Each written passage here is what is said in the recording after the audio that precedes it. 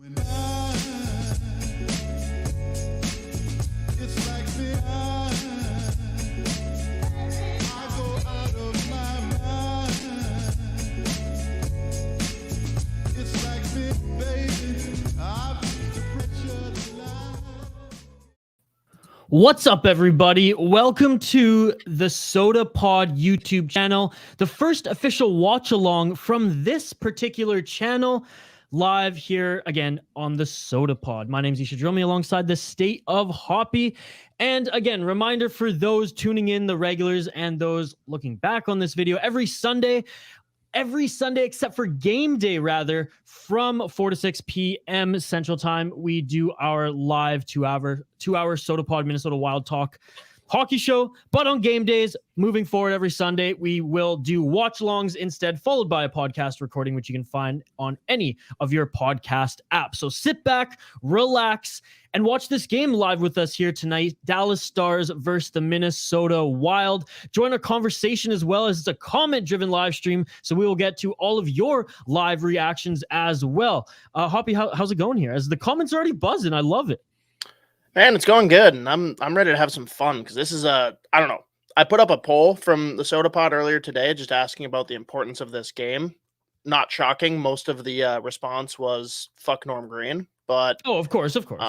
Dude, I'm honestly under the impression that this could be the most important game down the stretch for the Minnesota Wild. Ethan Ryan just peppering us, saying hello. Hi, Ethan. I got you on the screen here. We see you, buddy. Thanks for joining us. Also, Marcus Hunt, a great fan here of the Sota Pod. What's up, Marcus Hunt? Thanks for joining us here today. My boy Shane. What's up, Shane? Shane, did you already do your workout today? Do you want to crack a beer with us? I got a good one on tap, and Hoppy's got some good ones on tap as well. So if any of you have a 7th Ave pizza, by the way, and or a beer, please sit back, relax with us, and let's talk about this game as it transpires. So yeah, let us know what you're drinking. Yeah, that too. Immediate thoughts going into this game. Dude, we're in a battle right now. Like, obviously we've been in a slide, and every team's going to go through good and bad slumps, right? But we're at a point now where we're in danger of being, either a wild card or not even making the playoffs. We're playing the team that has been resurgent and is trying to come in and claim the spot from us in the Dallas Stars. Plus, Dallas Stars are at a pivotal point of their season where they need to start deciding whether they're going to be a buyer or a seller at the deadline, because they've got players that they're going to move if they don't think they can make the playoffs. Ethan's asking, who do you think is going to win? Oh, who's in? You that? like Dallas, don't you? I don't like them. I think they're good. I think they're better than people think. Sorry, you like some of their players. You like some of their players quite a bit. I'm obsessed with Pavelski and Rupe Hintz. Yeah. Okay, there it is. And Heiskanen's really, really good. Well, let's get your prediction, Hoppy, as we're asking those in the chat. I got that as the pinned chat there at the top for those joining us on YouTube. Let's give our initial predictions. All right, you go first. I got to go to Daily Faceoff and see who's starting. I think it is going to be, because both these teams can score. Both these teams have had some goaltending woes as of late. Oh, Isha, What's up? We got Anson Carter on the call. Oh, I know. I just saw him. He was having, and we'll catch up to all these comments here, folks. Don't worry. I'm just making sure I get the live stats up for when puck drop up on the screen here. And we're just opening up the conversation with who you think is going to win. So I encourage you all to chime in on the chat, and we will address all your comments here momentarily. Anson Carter's eating a donut. What's wrong with that? No, it's just interesting that you. I'd love to have a donut while I'm. Oh, is that Nabil? Oh my God, former TSN hockey anchor is actually on the TNT panel. I didn't know Nabil was actually working. That's sweet. I don't know who that is. Crazy. He used to work for TSN. Anyways, let me guess. BC. No, I think in Toronto. Toronto okay. Well. Yeah. Okay, I say it's going to be a 5-3 Wild victory. Daily Faceoff isn't working. Ethan saying he's drinking milk. Oh, I wish I had the soundbite. He needs some milk. Milk was a bad choice. Shane, I got a shitty sleep last night. Damn. Well, maybe a couple beers and an early night will fix that. Yeah, right.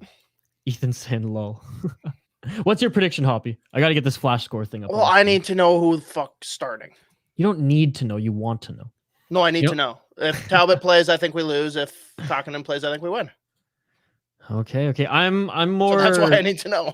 Okay, well, and as you say that, I'm less about that's bullish on like my decision based on the goaltending. It's more like if the defense can play to their abilities, they don't even have to play outstanding. Then I'm confident with whoever the goalie is. If the defense is gonna continue to break down, then I'm not confident in the Wild winning this game. Like I said in my prediction though, I'm confident that they're gonna have a good game and that they're gonna defeat the Dallas Stars 5-3. That's my prediction. Get yours in the live YouTube chat. And look, once we reach let's say 500 subscribers. Once we reach 500 subscribers, every watch along we're doing a giveaway and in a prediction contest like I do on the Hockey Podcast Network YouTube channel. But we got to get to 500 subscribers first. So if you haven't subscribed, Minnesota Wild do are gonna win. I'm gonna say 4-2. 4-2. Okay. There it is. Thanks everyone joining. Drop a like on the video. Subscribe to the channel if you haven't already, as it just helps us out tremendously. We're a new channel here. As you see, I think we reached 50 subscribers the other day. It's a comment-driven live stream, so I know I'm just getting some stats here behind the scenes so I can get them on screen when the puck drops. So we will get to all your comments here momentarily. We do address every single one. We talked about our opening thoughts on this game. We want to hear yours as well. Ethan saying, I had hockey today. I won 3-2. Congratulations, buddy. Let's fucking go. Shane saying, I have trouble sleeping if I drink sometimes. Okay, well then don't drink. Just keep hitting us with the comments here. Sean, what's up, Sean? By the way, Sean is such a goddamn beauty. He's a supporter of the Sota Pod, and he was the first one to donate to the Hockey Podcast Network YouTube channel. So he gave Dylan and I $2, which we then redonated to the Canucks for Kids Fund here locally. So thank you very much, Sean. Shane's like this early, and not many would be fine. What are you talking about? What are you talking about, Shane? Anyways, thanks everyone just joining us here. We will get the live stats up on the screen momentarily. We want to hear your live reaction in the live YouTube chat as we will address every single comment as we sit back, relax, and watch this game here with you. Dallas Stars, Minnesota Wild. We gave our predictions. We want to hear yours in the live YouTube chat. So while we wait for puck drop here, I think this is a good time to talk about what we're drinking here tonight, Hoppy. So what do you have on tap? Ooh, we have a good one my brother hooked me up with from Drecker. Ooh. We've got the Juiceler. The Juiceler. Give me 1 second. I'll highlight that for everybody. Oh, yeah. Beautiful can art, as always, from Drecker. Yeah, they don't miss often. Again, if you're checking us out on this YouTube channel, check out the tour Hoppy did of Drecker Brewing. They even got a little narwhal on there. Look at that. Oh, that's awesome. That's awesome. By the way, one thing I will say about the Dallas Stars, Rick Bowness, he's a stud of a coach. An absolute beauty. Hasn't looked that way this year, though. I just love his vibe, you know. West Side will you be showing gameplay as it's live at all? We'll be showing live stats. YouTube will 100% give us the nicks if we show live game footage, my friend. You know that. Come on. Ethan Ryan said, good for you. You don't have COVID. Oh, talking about Shane's comment here. I took the COVID test on Friday, but it came back negative. Glad to hear, Shane. Glad to hear. So like we said, talking about the live stats. What are you drinking? Right here. Sorry, 1 second. Oh, this one's good. Just a tropical juicy bomb. That's all I need. Very nice. If anyone's new to the Sota Pod, our thing is craft beer and Minnesota hockey. NHL wide hockey, but our focus on the Minnesota. I have a great one here. Hoyne Brewing Voltage Espresso Stout. Did you say espresso? Espresso. Ah. Espresso. I mean, I might have by accident mispronounced that, but I do know how to pronounce that word, Hoppy. It's a doozy. Oh, yeah, this is outstanding. Not very hoppy, very malty, a lot of flavor. What's the flavor? Espresso. Oh, all right. It's not like dominant at all, but it got a little hint. Oh man, the aftertaste. You know, like right after you take a sip and the lasting taste on your taste buds there on your tongue. It's very much the coffee, right? Whereas before it's just like, a nice malty beer. You get that espresso taste at the end, which is really awesome. Actually, that's a trip for the palate. And I'm usually not as in tune with any coffee stouts or anything that's like sweeter because it just hits you right away. Yeah, this is really good. I dig it. Hoyne. It's hard to miss with Hoyne Brewing there. By the way, we see it on the screen here. A big supporter of the Sota Pod podcast and YouTube channel is 7th Avenue Pizza. Hoppy, do you got some 7th Ave? I heard you had some pizza. I don't have 7th Ave right now. No. I have no food right now. Okay, well, by the way, food's all gone.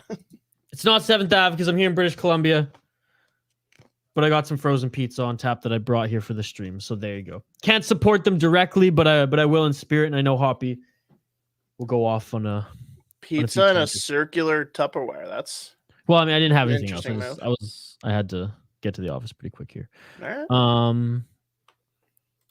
Ethan saying, I have trouble sleeping if I drink too much milk. He says, always thought it was pronounced espresso. Sadly, Hulu Live screws all Minnesota local games broadcast ESPN Plus as well. Just figured I'd ask. Oh, no worries. NHL 6-6. Go check out NHL 6-6. Mute NHL 6-6 though. Listen to us live and continue to interact. But you can find it on NHL 6-6. It's a little bit behind, but you'll still be able to find it. Clap Bomb Hockey 5-3. That's my prediction. Hey, look at that. Very similar, if not exactly. I was gonna say extremely similar. Yeah. The prediction that I have. So thank you very much, Clap Bomb Hockey, for joining us here. Like and subscribe. Every Sunday that there's a game day, we will be doing wild watch-alongs. I'll get the live stats here up on the screen momentarily. We want to hear all your live reactions and whatnot. And then every Sunday that there's not a Minnesota Wild game, we do a live hockey talk show here, which again, we're totally interactive from 4 to 6 p.m. You can find the podcast on all podcast apps as well. Shane saying, did you see Raptors lost the second worst team in their division and the worst team in their division the next day? Shane, you should know by now that I only have time to really invest in 2 sports a season. This year it's hockey and MMA. Either say 69-24 Wild win. Nice. So you really aren't confident in the goaltending. 6 of the goals scored by Stalock. Clap Bomb Hockey. Do I remember you? Your name sounds very, very familiar. So I'm going to say yes on the username. Don't remember our exact interactions, but I appreciate you coming back, my man. Isha's not very memorable. No. Shout out the Honey Sticks. Fred Van Vliet wasn't playing. Well, that's probably why, Shane. I don't know who that is. So he's their top point guard. Oh. Yeah, he's their top point guard, if I'm not mistaken. We're still waiting for the game to start. I'd ask anyone that's tuning in right now, but I'll kick it to Isha first. At this point, with the slide the Wild have been on, like trade, no trade, like what is Billy Guerin's move here looking forward? Billy Guerin's move. Well, I think overall, I was going to wait to get the live stats up until the puck drops here where you can see the actual statistics and everything as they come in. I think he shouldn't feel pressured to make a move for the sake of making a move to appease the Wild fans or those who think that like they need extra pieces to make that long playoff push. The team is good right now. Yes, I mean, right now they're having some struggles with the goaltending and there's some holes in defense. So maybe plug those holes with defense with some decent players they don't have to mortgage the future for. Or if there's a legitimate opportunity to bring in a top center that is going to help you not just for this season, but for some years to come. I know that's easier said than done, but those are the two scenarios. Don't be trigger hungry. If you have an opportunity, trigger hungry. Trigger hungry, that's a new Ishaism. Okay, whatever. Don't make a move for the sake of making a move. If it makes sense to fill in some gaps on defense, 100%. Don't make the trade for Marc-Andre Fleury. Don't listen to Neil Villapiano. And unless it's a smart trade for a center, don't just do it for this season. Look, I love Claude Giroux. If he's coming, I wanted to see him stay long term. Ethan, thank you very much for subscribing, man. Clapham won the giveaway during the World Juniors.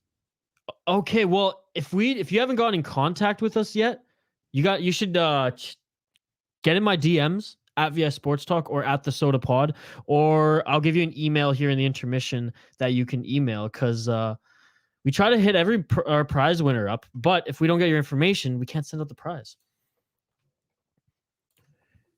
Trade, but who, lol. Good point.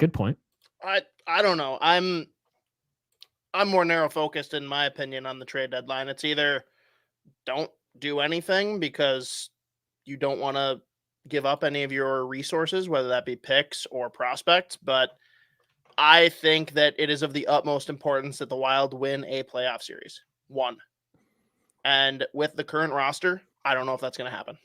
So bring in something that gets you over that hump so you can at least win a playoff series and get these players that have no playoff experience a little bit of playoff experience. I think that's valuable enough to give something up to bring someone in. Whether that's Pavelski, if we beat Dallas and they start going down and they have to get rid of pieces. Whether that's Giroux. I'd love it to be JT Miller, but he's going to be expensive as shit. Yeah. But they need something. And I don't think that it's necessarily goaltending either, because I think it should just be Kaapo Kakkonen. That's the 1A. There you go. Can I donate, Ethan?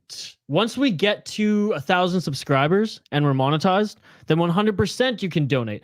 If you want to support the Hockey Podcast Network YouTube channel, though, any live watch-alongs or video content that they pump out, you 100% can donate, my man. Any thoughts from the listeners regarding where we're at right now with Fiala and Dumba? Is there a way that you think we can keep both? Do you think we keep one or the other? Do you think both of them are destined to be gone this summer at the trade deadline? Oh, that's a good question for the listeners. Deal or no deal to Minnesota. JT Miller, Luke Shen to Vancouver, 2022 first and 2023 second. Kevin Fiala, I think that's no deal. No deal? That's a big haul. It's a pretty big haul. I don't know. What do you think, Isha? You're kind of in the middle on this. Like, who do you think says no to that deal? That's a good question. I think Minnesota says no. I think Minnesota says that's no. where I'm at. Yeah. Clap on my digging talk to you. Okay, well, DM me again, bump it. I'm sorry if it got lost in the shuffle. We will 100% get you your prize, my man. Do you have any decent draft picks to trade away? Yes. Do you mean like players or just actual picks? Probably both. I mean, we've got a plethora of options here, or as Isha would say, plethora. I think the move is either this year's first or one of this year's seconds, because it looks inevitable that we're going to have two of them. And then we have players that I think are movable.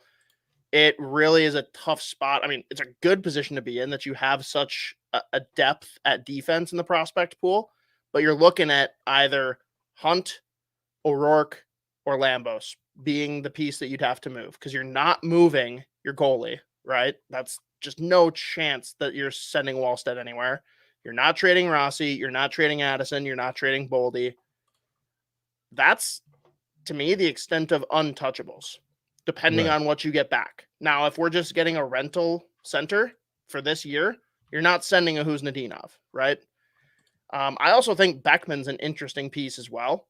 I think he's a little bit more of a project, especially when we see how he's being treated down in Iowa. But, I mean, he could end up being a great piece for us as well. It's just hard to say, but that's a guy that is expendable at the moment, just based on our top six, the wings being pretty set for the next couple of years, assuming you find a way to do something with Fiala. I will figure out the live stats here momentarily, folks. Sorry about that. He's trying. It's just because I'll be full. Full transparency here on the Sota Pod. The puck has dropped 5 shots in favor of the Minnesota Wild right now, so they're pressing hard. I'm used to a different stream overlay where we intentionally covered our let's just say the other guys, not DraftKings. So I might have to address that on the fly here. But let's keep getting to these comments. Where are I have lots of LOLs. Where are we at, Hoppy? Oh man, I don't even know. Okay. Sorry, guys. We hit on the decent draft picks. Wild so far, good pressure, especially from the first line, which is good to see. Ethan Zuccarello back asking in. if I'm playing video games. No, I'm trying to get the live stats up for you guys, but it has a freaking He's playing video games. No, don't say that. We're trying to get viewers here, and I'm fucking it all up in the beginning because I didn't take into account that the freaking competition would be blasted all over Flash Score, which is usually so awesome for us here. Uh-oh. I think Fiala will be traded, but I kind of doubt he would get a key piece in return for him.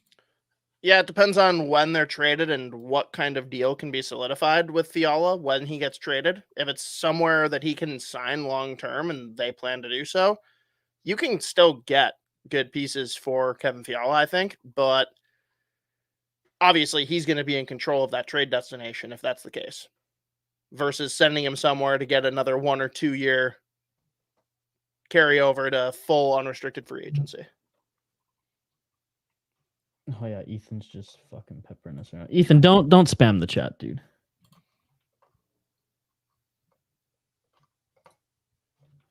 I'm not playing anything. Trying to get the live stats up here. But we might just have to comment on the game, folks. I'm really sorry about that. It's funny because like I'm a seasoned vet when it comes to doing these watch-alongs, yet I overlooked overlay, which is insane. So I apologize, folks, but we got to keep this rolling. We got to keep this conversation rolling. So we really appreciate it. Oh, look at that. DraftKings, also the official sponsor of TNT. Heyo, there we go. Yeah, not something you'd expect to see from the Wild. First 4 minutes of the game, up 6 ripping shots. That's uncharacteristic, we'll say.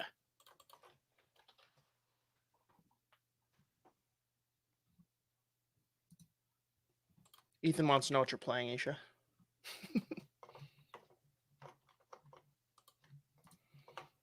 Oh, my goodness. West Side Will WD commenting on the beautiful jersey in my background. We've talked about this quite a bit, Isha. I think we're both pretty neutral on this topic, but I'll go first. Thoughts on retiring Mikko's number later this year, which actually is a week from today against the Nashville Predators. I believe the ceremony's at 5 o'clock and the game starts at 6. Mikko Koivu, very, very important person to this franchise. I think it's obviously extremely subjective. You look at some of the other players who are having their jerseys retired recently. We've got Pekka Rinne, we've got Rick Nash, and of course, Mikko Koivu in a week. I come from a different school of thought just because I grew up a Penguins fan. And, you know, the comparison I always make with Isha is that I would not put Chris Letang in the rafters for Pittsburgh, no matter how important he's been. I'm putting the elitist of the elite in my rafters. Minnesota's a little different because they really haven't had that largely until now. We're looking at Kaprizov being the first guy that you'd maybe want to, you know, retire a jersey for. Does putting a Koivu up in the rafters tarnish the people that come after it? Does it look weird when there's that much discrepancy in value? Or is it just, hey, this guy meant so much to the franchise, came in a year after the inception, and not only has been with them most of the way through. Of course, there's a 7-game stint with Columbus, best jersey he's ever worn. But he meant a lot to the organization. If fans want him in the rafters, do it, right? That's what it's all about. It's about the fans. So it seems like overwhelming response that people do want him to be up there. I have no problem with it. If I was the deciding vote in a split, I'd probably lean no. My personal opinion. Isha, what do you think? I'm in the same boat there, and I say, you know, from someone who lives on the west coast of Canada in Vancouver, I'm pretty bullish on saying that, like, I don't even think Trevor Linden's jersey should have been retired, and Trevor Linden is a better player than Mikko Koivu. Like, it's hands down. I'm no bias from a Canucks fan here at all. I mean, wouldn't you agree that Chris Letang's a better player than Mikko Koivu too? Yeah, no, 100%. So, given that, I get the love from the fans, and the ceremony is for the fans. 100%. So I understand it, but I don't necessarily agree with it. I think setting the bar for jersey retirement is something that has to be established, and that, you know, you put players who have been successful for the franchise and who are loved by the fans and have a, you know, just a special story in themselves in the Ring of Honor or in some other in some other celebratory category. And we have a little scrum going on after the whistle here. Only 2 shots on net for the Dallas Stars thus far. It's been all Minnesota in the first 6 minutes of this game. Yeah, and we didn't mention, Isha, the importance of this matchup just because we have the bitter rivalry between Jason Robertson and Minnesota Wild Twitter. So, yes. Too. I mean, he was the one that people said could have won the Calder in the Calder race against Kirill Kaprizov. So, I mean, there's always that attachment there, and he's having a hell of a year. He has had a great year so far. Here, let's see. 51 points, 26 goals in 46 games. I mean, absolute stud. Absolute stud. Over point per game. Crazy. Imagine him being a center on a line with Kirill Kaprizov. Clap bomb. I will get in touch with you right after the stream. I promise, buddy. I'd say no to retiring Koivu as well. Westside saying Gabrick or a tribute to Bugard, in my opinion, should have been other retired numbers for the contribution to Minnesota Wild's history. And Isha, from a Wild fan perspective. I'll tee this up for you because you're the one that said this first.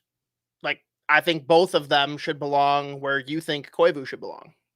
Ring of Honor, right? Yeah, I think Ring of Honor makes a ton of sense for all those players. You know, if Gabrick had spent his entire career here, no doubt he's getting his jersey retired. Yes, because he's the most talented player before Kirill, maybe even Fiala. Potentially including Kirill. Like, Gabrick was a freak, and it's different too because he did it at a time where no one else was playing like that. No, that's a good point. He had that speed game mixed with skill. It was unbelievable. But again, when he only plays half his career here, it's hard to retire the guy's number. But I do think Ring of Honor makes a ton of sense for a Bugard, for a Gabrick. I'd even maybe throw a Nicky Backstrom up there. Oh, you know, he's overlooked, man. Because at one point he was one of the best goaltenders in the league. He was at least in the top 5, you know, in his peak. You know, for a season or two. It's the reverse curse, though, for the Wild, man. Everyone sees us as this, like, staunch, defensive, boring team. You're never going to give full credit to a goalie that plays on that team, right? No, of course. And I understand that. But, like, I did, and I was a casual hockey fan at that time. Yeah. So I mean, any other thoughts for potential Ring of Honor type players?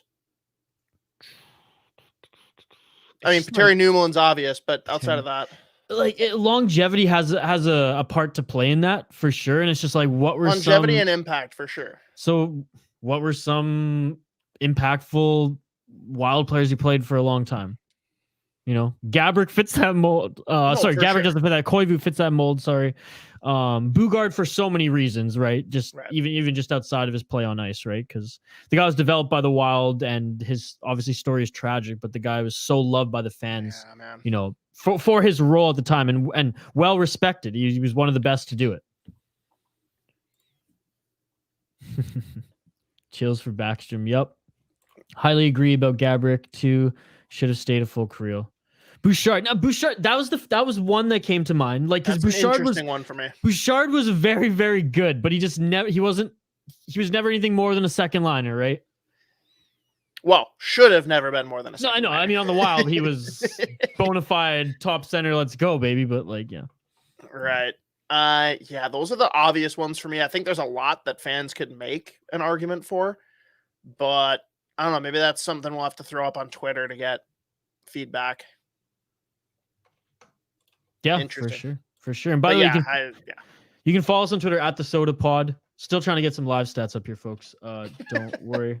13:20 for me right now in the first period. I'm a little far behind. I'm streaming it. You're only 25 seconds back. Yeah, it's not too bad actually. So far, I mean, both teams are playing with like a chip on their shoulders. It seems the Wild just desperate to get things back on track, more in a dominant fashion, because their last outing, I wouldn't say was a dominant performance by any means. The Dallas Stars, like you said, starting to look good at this stage in the season. They've got some elite players, but overall, they're far from what they were when they were making their Stanley Cup run just 2 years ago. Yeah. Which it shouldn't be that different. It's crazy. Yeah, no, for sure. Clap bomb hockey, by the way. Thanks for joining. And again, I will get in touch with you right after. I promise. No intention to overlook anything there. It's just we got a lot of people messaging us all the time. So, and it might have been over the holidays. So I apologize again. But Aisha again, was playing video games. That's why I don't even game. Stop it. Deal or no deal to Minnesota. Ilya Samsonov, Dmitry Orlov to Washington. Kevin Fiala. Ooh, in a 2023 So third. my take That's in a vacuum, that's a fair deal. But as far as like roster needs for the Wild, I don't see why they do that. Because Samsonov's not he's not what's the Rangers? Shesterkin. He's not that good. He's good, but he's not that good. Guess what? If he's that good, you're not getting him for Fiala in the third. Fair, but I'm just saying, like some people in Washington hockey troll believe he's that good. He's not that good. He's good, but again, picking up a goalie and a middling defenseman is not the priority right now for the Wild. Yeah, that's just my opinion, but.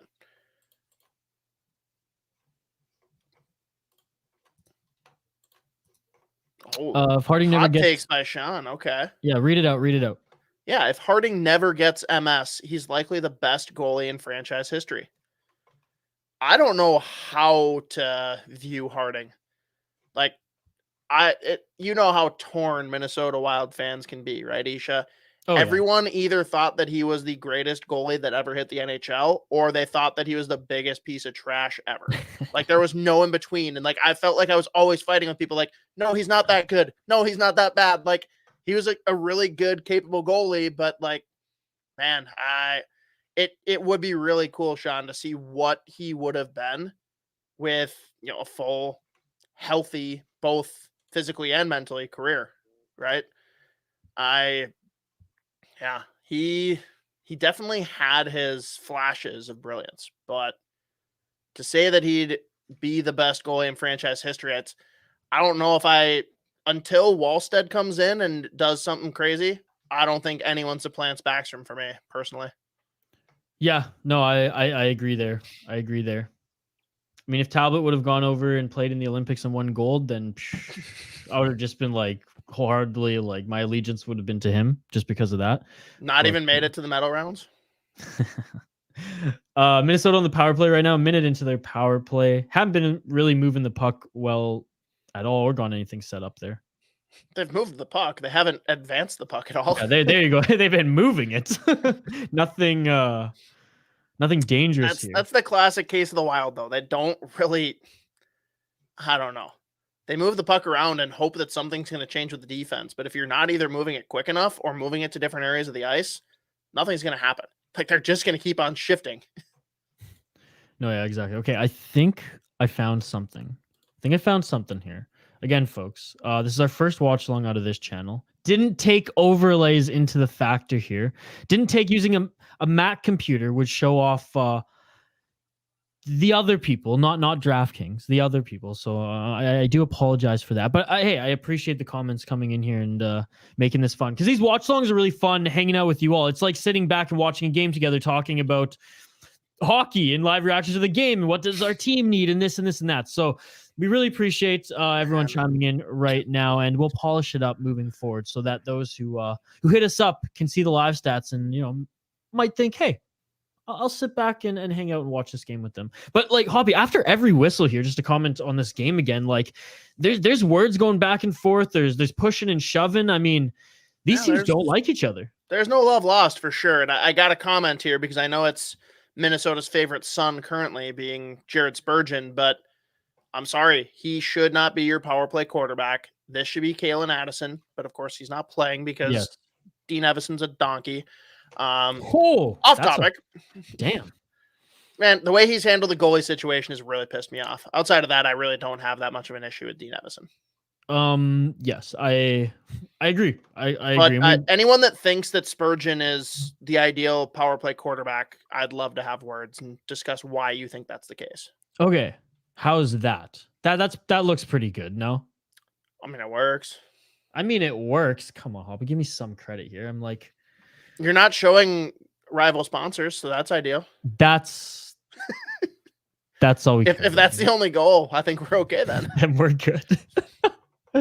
Clap them to Minnesota, Jake. I love these trade scenarios. Keep them coming. Please, let's do trade center throughout the entire game. Yeah, I'll do this the whole time. That'd be awesome. So to Minnesota, Jacob Chikrin, Nick Schmaltz, and to Arizona, 2022 first, 2022 second, and Kevin Fiala and O'Rourke. That's definitely too much of an ask for Minnesota, especially given the large salary cap of Nick Schmaltz. If we were talking about Schmaltz making way less money or talking about a different piece going in with Chikrin, I don't hate it. Because I know, Isha, you think that Chikrin's a little overrated, which is fair. He probably I is. don't. But dude, his money, oh, that's a great fucking contract. No, and you took the words right out of my mouth. His contract is unbelievable, and I don't think he's overrated. I think just like what people are valuing his trade value right now is way too much. I think he's a great player, and I think like I don't think his ceiling is like through the roof, but I think it is very, very good. You retain half of Schmaltz's cap and you take O'Rourke out of the deal, it's worth consideration. Yes, 100%. I think that'd be well, the problem is Fiala's probably not going to sign with Arizona, which makes it tough.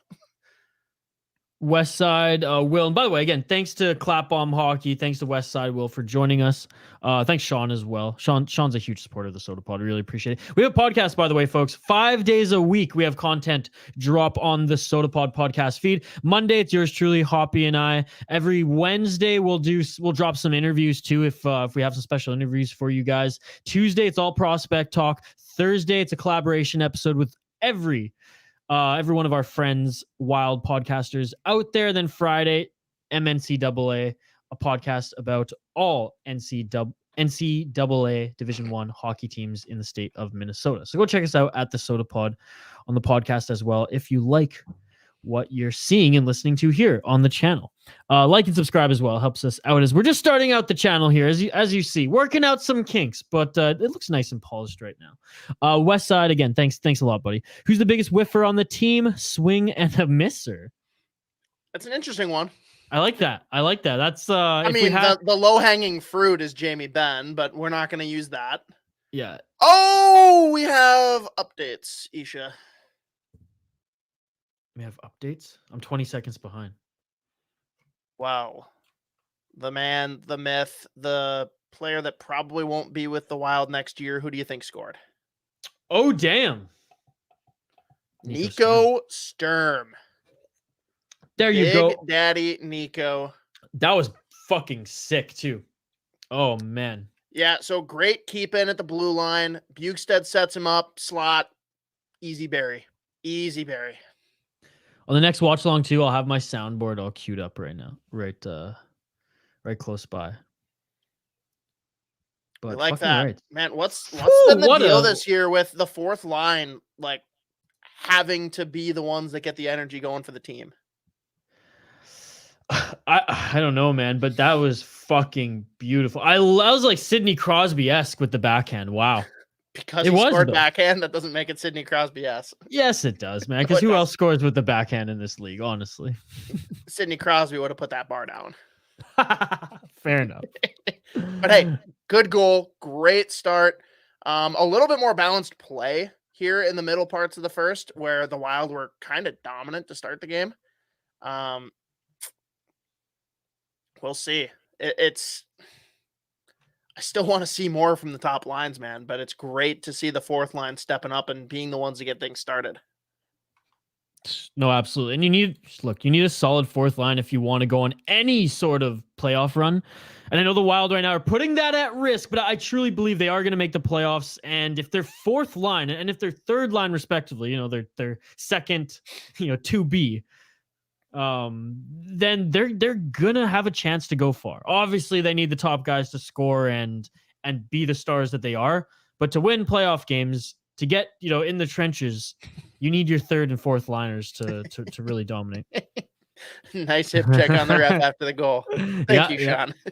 I missed that. That's my bad. Here we go. Clap on with more scenarios. I love this. Keep the trade scenarios coming, folks. Oh man. I've seen O'Rourke come up a lot here, Clap Bomb. I want to hear why you think that that's the most likely chip moved by the Wild, but I don't disagree with it necessarily. So we say to Minnesota, Mark Giordano with 25% salary retained, Jared McCann, and then to Seattle, 2022 first, 2024 fifth, and Ryan O'Rourke.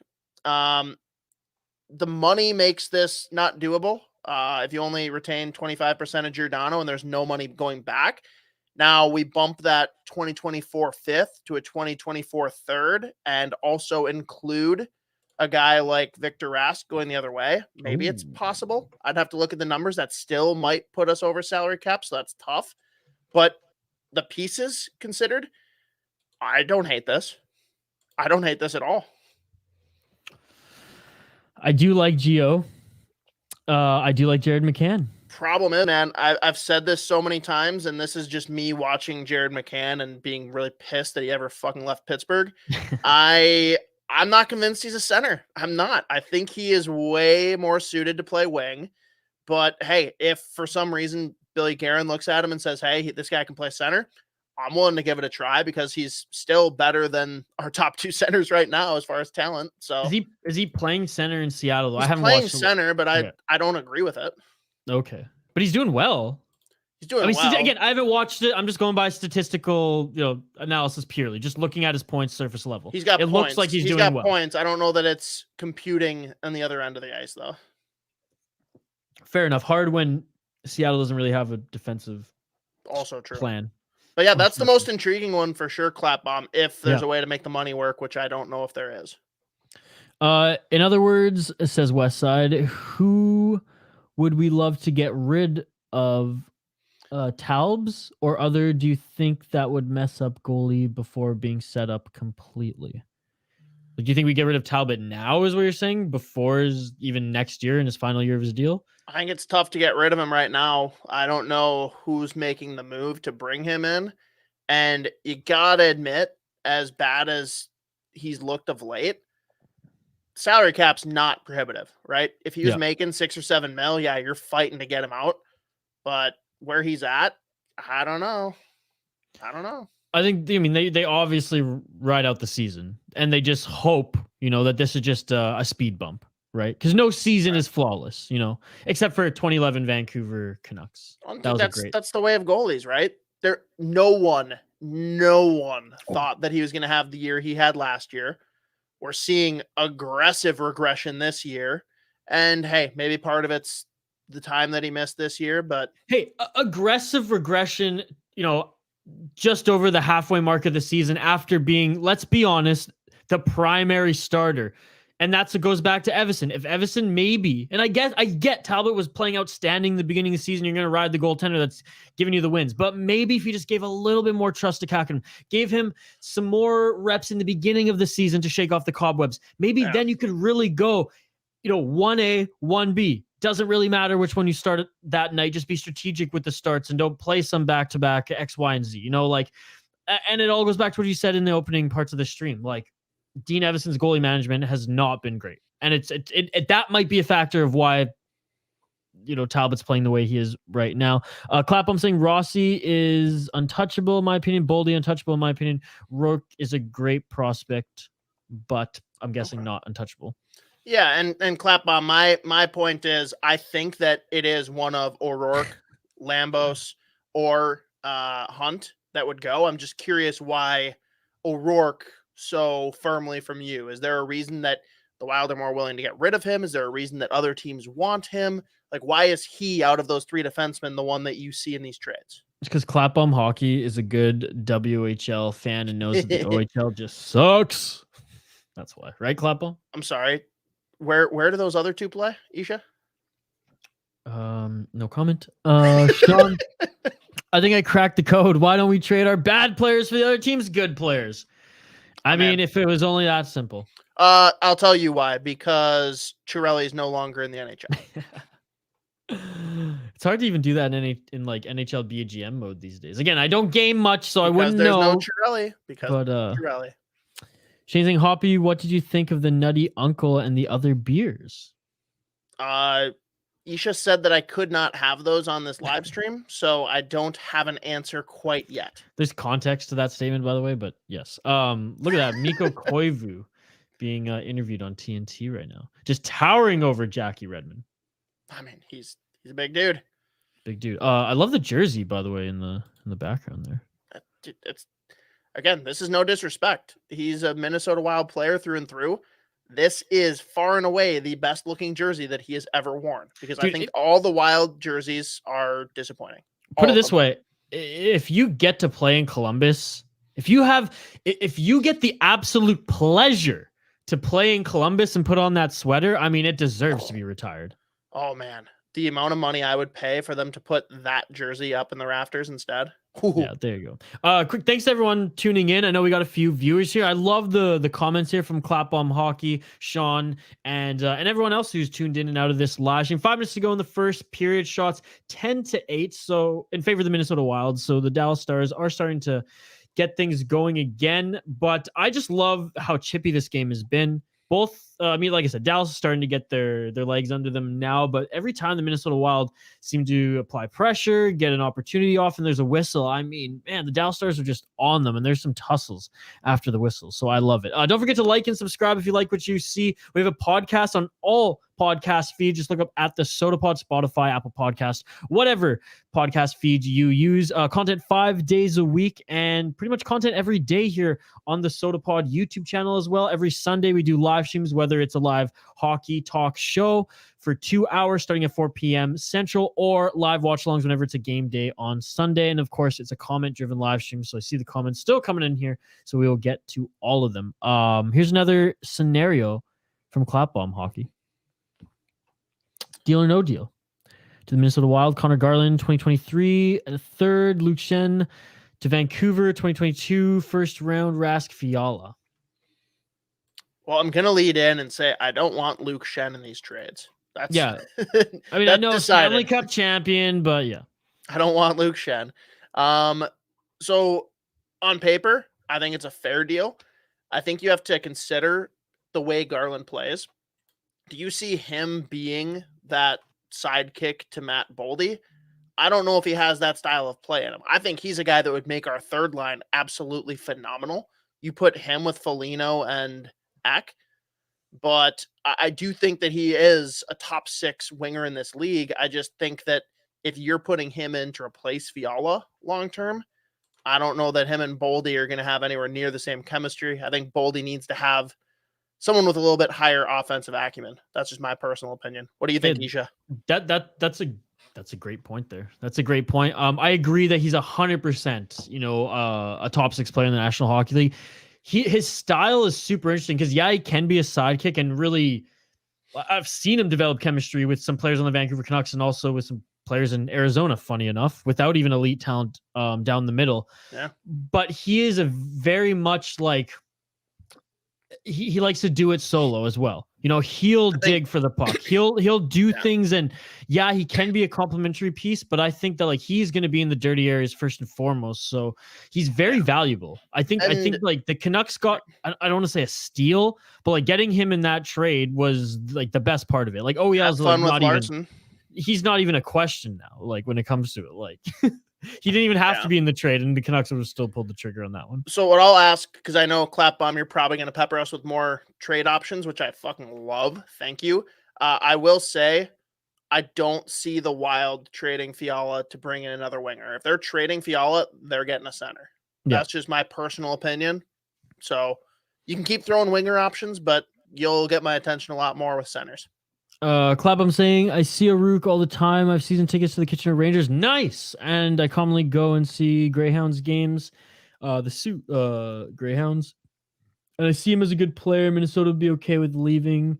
I have him as a future second liner whose team won't, but Minnesota would be fine with trading. I still see the potential in Lambos. Yeah, I mean, Spoke Z, and again, Clapbomb, if you listen to the Sota Pod podcast, Judd's Buds every Tuesday on the Sota Pod podcast feed. It's a prospect rundown.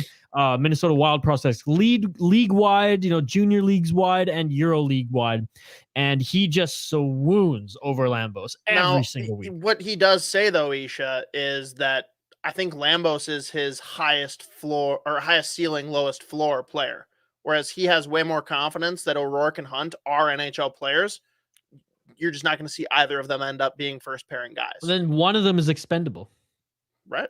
If you want to make these type of trades. Clapbomb saying Minnesota should keep defensive prospects. Yes, because Minnesota did have, for a long time when they were that bubble team, an outstanding defense. Some may argue the best defense in the National Hockey League. It was so deep. But without Suter, without Susie, with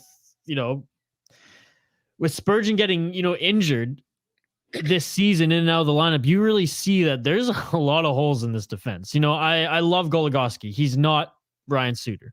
I'm sorry. Ryan Suter he's way better. Sean saying if they trade Fiala, it would be for futures. Would it not? They're only in a spot when they have to trade him because of a cap crunch. Well, I mean, he's the dangling piece if they want to acquire just like a different pillar piece, but obviously the cap is it I would say like a detriment? Yeah, it's a detriment right now. It's a big fucking thorn in the side.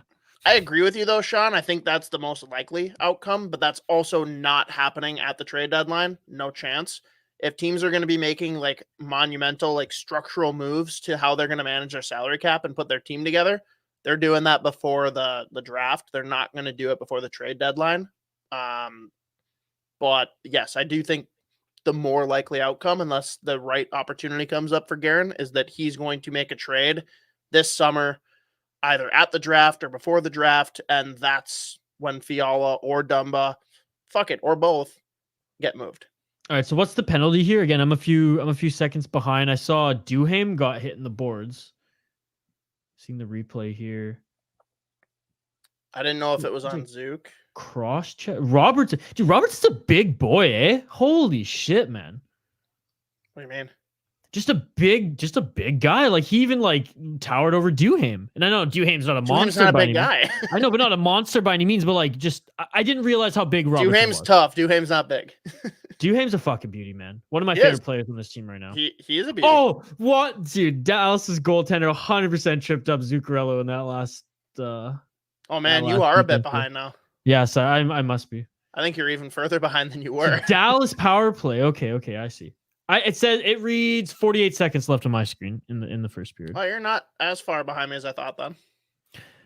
West Side saying subbed and love the podcast. Well, this is just the live stream, my man. So if you love the podcast, go check us out on all your podcast feeds, and we'll see you back here next Sunday for it's another watch long next week. Hoppy is another game day watch long. Regardless, I think a lot of the Sundays are games now. Regardless, live content, whether it's a watch along or our live 2-hour hockey talk show. But says subbed and love the podcast, but fatherly duties call. Have a good one, boys, and go wild. West Side Will, another special shout out, my man. You are the man. Thank you so much for tuning in. We will see you next time. Clap on hockey, no deal or no deal. Right, no bueno. To Minnesota, Claude Giroux, 25% retained. Justin Braun to Philadelphia, 2022. First, Ken Fiala, 2022. No. Just no. Sorry. I love Giroux, but just too much there. Too much. Yeah, you'd have to remove a couple things. It's just too complicated. And that's the thing. I don't want Billy Guerin to have to overwork here. If it's that much for a 1-year guy, I'm not doing it. But if that's it. I would give a pick or a prospect with something small to the side for sure. But I'm not moving mountains to bring in a 1-year center. Not even a couple months center. I'm just watching the replay. Did that count? Is that a goal for the Dallas Stars? Yes, it is. Look at that. It is a 1-1 game. How many seconds was left? 1.8 when it was actually counted there. 2.1. 2.1. What a crazy sequence by Pavelski. You're one of your favorite players, right, Hoppy? An American legend. Man, he would be a fun one to get here. That's for sure. So he's the one. Pavelski's the one who backhanded it towards the net. Looks like Tyler Seguin is getting credit for the goal. 2.1 seconds left, and the ref's just given the final decision. Yeah, it looks like it deflected off Seguin. Yeah. But, I mean, credit to Pavelski, though. Puck fluttering in the air, lands right on this. Pavelski has the hand-eye to... No one has better hand-eye deflection capabilities in the NHL than Pavelski. He's one of the best net front presence. And here he's a little bit of distance, too, right? The best net front presence. So that's off. Looks like the face of Sturm or the shoulder of Sturm. Yeah. That's textbook Pavelski right there. That is a textbook Pavelski. Oh, yeah. Look at that. I mean, and you can't hate on the Wild goaltending there. I mean, that was just a crazy sequence. It was fluky. Made the initial stop, I guess. You know, Goudreau They're goes still down. reviewing on my side, man. I don't know what they're. Well, it's because Goudreau went down along with was it Sagan there? Yeah, I was saying it. So goaltender interference because he was touching the goaltender, perhaps on the crease. I don't buy that. He is pushed in by Goudreau. If that's not a goal, I'd be surprised. JC24, what's up, JC24? Thanks for joining. Leave a like on the video, subscribe to the channel. We do watch-alongs every Sunday when there's a Wild game day, and every Sunday that there's not a Wild game day, we do a live 2-hour talk show here where we continue to take your comments and talk about the Minnesota Wild here. Thanks everyone tuning in again. Subscribe, like, helps the channel tremendously. Who's the best? Did I? Yeah. Oh, that one. Okay. Who's in your opinion? Who in your opinion are Minnesota top 5 prospects? You want me to take that? Yeah. Yeah, it depends on how loosely you define prospect. So if you are going to include the Addisons and the Boldies, they're definitely top 5. I don't know if they still qualify. I'd say Boldy's no longer a prospect in my mind. We'll say Addison still is, though, just because he hasn't really gotten fully called up. Boldy's a Calder candidate, motherfucker. So we're going to say Rossi, Wallstedt, Addison. Then I'd probably go Isha. I'd probably say who's Nadinov, Lambos as far as just like value and like upside. But again, there's other guys that I think are more sure things. Like our boy Spoke Z always says how Hunt and O'Rourke are just like so primed to come in and be like middle pairing-ish type guys who just play the game the right way. Those guys also might take a little bit longer to acclimate, spend some time in Iowa, and then make their way up. But if we're looking pure upside, I think that's my 5. Dean Evison, given his typical Dean Evison face, you know, his disbelief, frustrated face there, as it is a good goal for the Dallas Stars. And not only that, but for the whole 2.1 seconds, Zuccarello is actually in the box too. So the Dallas Stars will be 5-on-3 for 1 minute 4 seconds. Oh, sorry, 1 minute and I guess. Why would it be 5-on-3? They scored. It says Dallas 5-on-3. Doesn't say that. On my screen, it does. No, it was just power play. It's okay. It's wrong on NHL, I guess, but I think it's just fucking up because there we go. That's what I was like, what the fuck's going on here? Okay, Dallas power play. Wow. So there you go. Not a good way to start or to leave the first period, and just a terrible way to start a second period after this intermission here, where the Wild lost their lead. It is a 1-1 game, and they'll start the second period short-handed. So the Wild had their work cut out for them in this entire game. I mean, I didn't overlook the Dallas Stars at all. I did still, I'm holding true with my prediction that the Wild take this one 5-3. I'm going to say now, watching this game, that 5th goal is probably an empty netter, but that's okay. That's okay. Clap Bomb Hockey saying, who's the best Minnesota Wild NCAA player in your opinion? So it depends on if we're asking about Minnesota teams or Minnesota-born players. I'm a little biased on this one, but if we're saying Minnesota team and Minnesota player, I'll cover both. I think Ben Myers has been on an absolute heater since he came back from the Olympics. Yeah, you've been going off about him lately. Guy's fucking sick. And we're going to get into it later here today, Isha, for our Wednesday show. But we have the state tourney coming up here this week, folks. And Ben Myers' big coming out party for Delano. He's kind of jump-started what's become a pretty solid running program down there. They're always top 1, 2, 3 in their section. Didn't make it this year, got beat by Minneapolis, but he's a guy that's just got it on both ends of the ice. A lot of upside. I don't think he comes in and is an immediate impact player, but someone is going to get a really capable future center in Ben Myers. If we're going to say Minnesota-born players that are just playing anywhere in college, I think one that needs to be talked about that probably isn't talked about enough is Bobby Brink. Philadelphia Flyers Bobby prospect. fucking Dude Brink, is man. a fucking baller. He's He's so good. Even I know about him. Even though I know about him, Bobby Brink, man. Bob McKenzie's one of his favorite prospects, Yeah. obviously for the name, fellow Bobbies.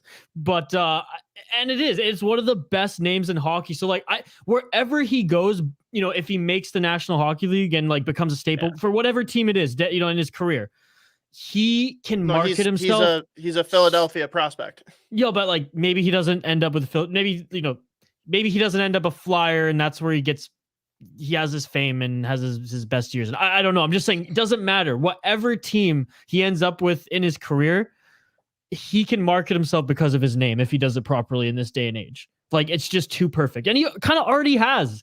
And he hasn't even played a National Hockey League game yet. So that's Joe and I watched him at the X for the state tournament when he was a sophomore, and he was like hands down the best player on the ice for Minnetonka. He is unreal. And then as soon as Philly snatched him up, Joe is just losing it. But he for Denver is quite the stud. It's going to be really interesting to see what happens in the NCHC. I have no reservations saying, even though I'm a Gopher fan, NCHC is the conference in college hockey. It's not close. Ever since the WCHA broke up, and always watching the NCHC tournament, the Final Four, you learn a lot there with those four teams on which 1, 2, 3, maybe all four of them end up making substantial runs once we get to the Frozen Four time. Yeah, absolutely. JC24, go Stars, but respect to the Wild. Hey, respect. Thank you so much, JC. Sit back, relax, and I hope you continue to watch this game with us. Thanks to everyone commenting. By the way, it's a comment-driven live stream, so get your comments and live reaction to this game in. Coaches don't challenge goalie interference enough. Giving up a power play if you're wrong is equal to 2 goals on average. 0.2, not 2.2. Oh, 0.2 goals. 0.2 goals on average. If you're right, you get a goal back, so need to be right 1/6 of the time. Math checks out. Isha's brain hurts very badly right now. Yeah, I got a lot going on here, Sean, so I would leave Hoppy to comment on that one. Shane, the thing you have up has no wings for the Wild. The thing you have up has no wings for the Wild. Oh. What are you talking about, Shane? When you were showing the screen before, there were no wingers. Oh. Okay. Yeah, that's all. You were just behind. Oh, that's why. So Foligno gets hit into the goalie and gets an interference penalty, but if a goal occurs, it counts. That's a good question. I mean, this is so hard, right? It's with goalie interference, it's like I'm not even gonna pretend I know what goalie interference means. That's the thing, because like you could bring so many, Exhibit A all the way through Z through like the fucking Persian alphabet, and you'll find different examples, right? There's nothing that's black and white, despite what the rule book says. What are the first 3 letters in the Persian alphabet? I don't fucking know, dude. I just know it's big. Why are you bringing it up? Because it's big. It's long. It's one of the longest alphabets. Sweet. Because it's sounds, not letters. But anyways, I won't get into it. Yeah. And a dot can change the whole fucking show. But anyways. Shane saying no hits yet. I'm going to grab a coffee. All right, Shane. All right. I actually left a coffee in my microwave and I just went right for the espresso stout. So there you go. Sean, I'll take this one. Minneapolis hockey is a clusterfuck, man. So my brother actually with one of my college buddies, they coached one of the AA Bantam teams for Minneapolis. And you talk to the parents and you talk to the kids, and apparently like all of them leave because it's a ton of schools, but they're all small schools. And you look at the players, unfortunately, because they probably could realistically, if everyone stayed, they could compete AA, but the kids are stuck wherever they live going to the school that's assigned to them. And there's some dog shit schools in Minneapolis. There's a couple that are good, but the players are not allowed to go to a different school in order to stay. So they all end up going private.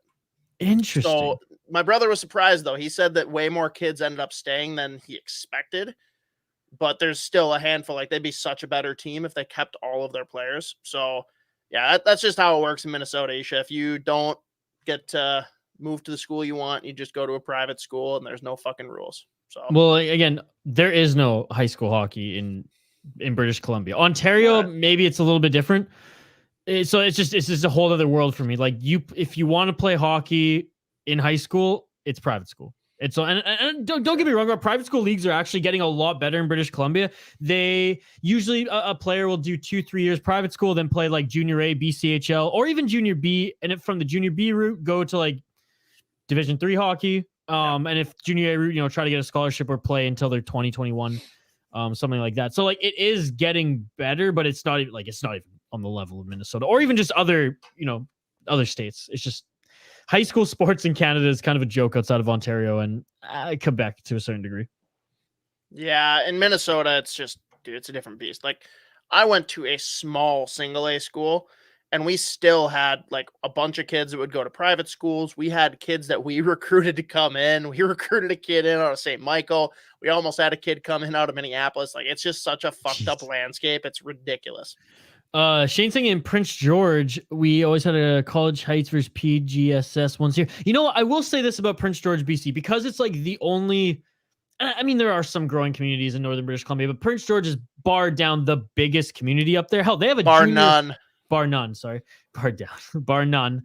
They have obviously a junior A team, the Prince George Spruce Kings in the BCHL, and they also have a WHL team in the Prince George Cougars. So Prince George, because it's the hub of the North, has to have a lot of shit going on, right? Because it's the only hub of the North in British Columbia. So it is a massive sports hub. I would say almost bigger than any of the towns on Vancouver Island that are of the same size of Prince George. I mean, the soccer scene in Prince George is huge. One of the best in British Columbia. Hell, I would say even it rivals, Alberta.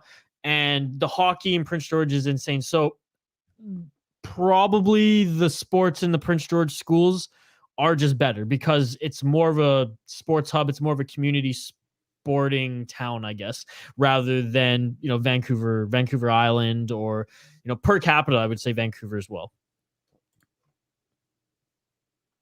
And they would take all the high school kids to the rink. There you go. Sean, is that strictly a Minneapolis thing? I thought I read that like 9% of the kids open enrolled to other public schools if they had space. I think that's for you, Hoppy. Oh, sorry, I missed that. Oh, Sean saying, is that strictly a Minneapolis thing? I thought I read that like 9% of the kids open enrolled to other public schools if they had space. I think it's just a Minneapolis thing, man, because, and again, this is coming from my brother who coached Bantams over there, so he could certainly be misinformed, but he told me that there were parents that like wanted to move and go to like the better schools in Minneapolis, and they were told they had to stay within their zoning. So I'm not sure that, but seems really stupid if you ask me. By the way, our friend Brett Marshall on Twitter is not happy with the goal there, saying that is horse shits against Skate. Hit Capo first. Freddie pushed him after that. That's goalie interference all day, every day. Wait, Brett's mad at a ref? No, I don't believe you. Look, I'll say this. The National Hockey League this year, it's been a tough look reffing. Some years are better than others. This year has been a bad year. I don't think the Wild are being picked on more so than any other team. It's been bad. It's been consistently bad league wide. What's that? We got a Tricky Ricky interview right now. Rick Nash. Oh, look at that. A Canadian legend, an absolute Canadian legend. I don't think he ever got to wear the jersey, Isha. No, he did. I think he did. I think he was gone before they had it, which is really sad. I thought you were talking about Team Canada Olympic jersey. Making 100% wear Team Canada. No, he didn't wear the Canada Olympic jersey. Yeah, well, I do. The Canada jersey. No, I think you're right. I don't think he had a chance to wear it. Dude, like Rick Nash, he had some spurts of brilliance in New York. Obviously, his best years were with the Columbus Blue Jackets, and it's just so unfortunate that I don't want to say it was a wasted talent because he loved Columbus. Columbus loved him. But man, could you imagine if he was on a real team for like the 10 years that he was with Columbus? Because he did some outstanding things. The one that got away from me, man, with Pittsburgh, I thought for sure they were going to get Rick Nash.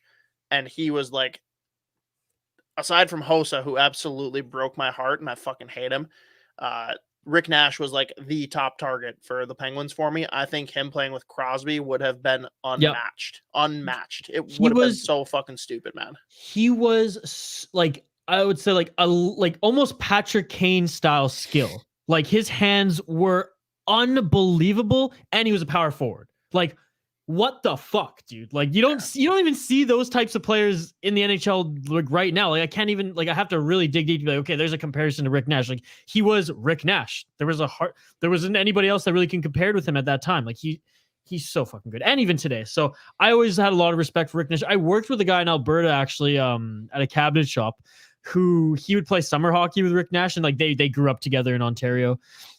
And he said whenever the guy even just like had the puck and you knew he was going to take a shot, the ice cleared like fucking Moses. Like it just, no. The ice cleared like fucking Moses. Like Moses walking through the sea. Just everyone was like, nope, I'm out of here. The ice cleared like fucking Moses. There's your next tweet. Oh, I know. It's already queued up. Oh man. Clap bomb hockey. Deal or no deal to Minnesota. Hampus Lindholm to Anaheim, Kevin Fiala, 2022 second. Ooh. I think you could just do it straight up, to be honest, if you wanted that defenseman. Again, I personally wouldn't want to see this trade, but value, I mean... Value's there. It doesn't help either team because they're both picking up a player that's going into RFA status, and I don't see the Wild paying Lindholm. I don't see Anaheim paying Fiala. Like, if you're going to pay that money, you're going to pay it for the player you already have. And they're both going to make similar money, like probably in that 7-ish range. So 7 to 8. So I don't see how that makes sense for either team personally. I think value though. Yeah. I think Lindholm and Fiala are very, very like polar opposite players, right? Like Lindholm is the underappreciated absolute stud on defense who you're never going to see on the stat sheet really. But yeah, like dude, just fucking chews up minutes. No, he's so Anaheim. Good. He's so good. Incredible. And if he Fiala's the opposite. He's a defensive liability who is going to absolutely tear it up on offense, especially, dude, think about playing him with a Zegras, a Terry, or soon McTavish. Like, again, fair deal. I don't think either team is making that deal because if they're going to spend the money to bring the guy back, they're going to keep their guy that they have already. There you go. Again, thanks everyone tuning in on the live stream. We're tuning back into this video. We do a podcast 5 days a week on the Sota Pod podcast feed. We also do a live talk show on the Sota Pod YouTube channel every Sunday that there's not a game day, live 4 p.m. to 6 p.m. Central Time. Every day that there is a game on Sunday, though, we do a watch along here like we're doing right now. And it's a comment-driven live stream, so get your comments in. Let's take a quick break here. It is the first intermission. We will be back to take your live comments, your live reaction when the puck drops. I'll get the live stats back on screen. Don't worry when the puck drops for the second period. It's a 1-1 game right now. It's tied. Dallas Stars, Minnesota Wild 1-1. Keep the comments coming. We will continue to take them here on the live Sota Pod watch along. But we'll take a quick break, quick word from our friends actually at Back Channel Brewing. We will see you on the other side.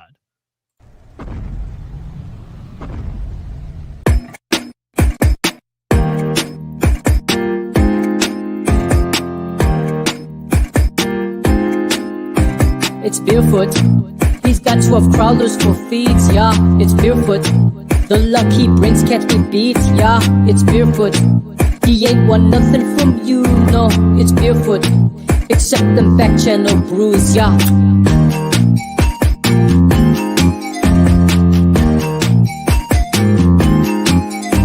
It's barefoot.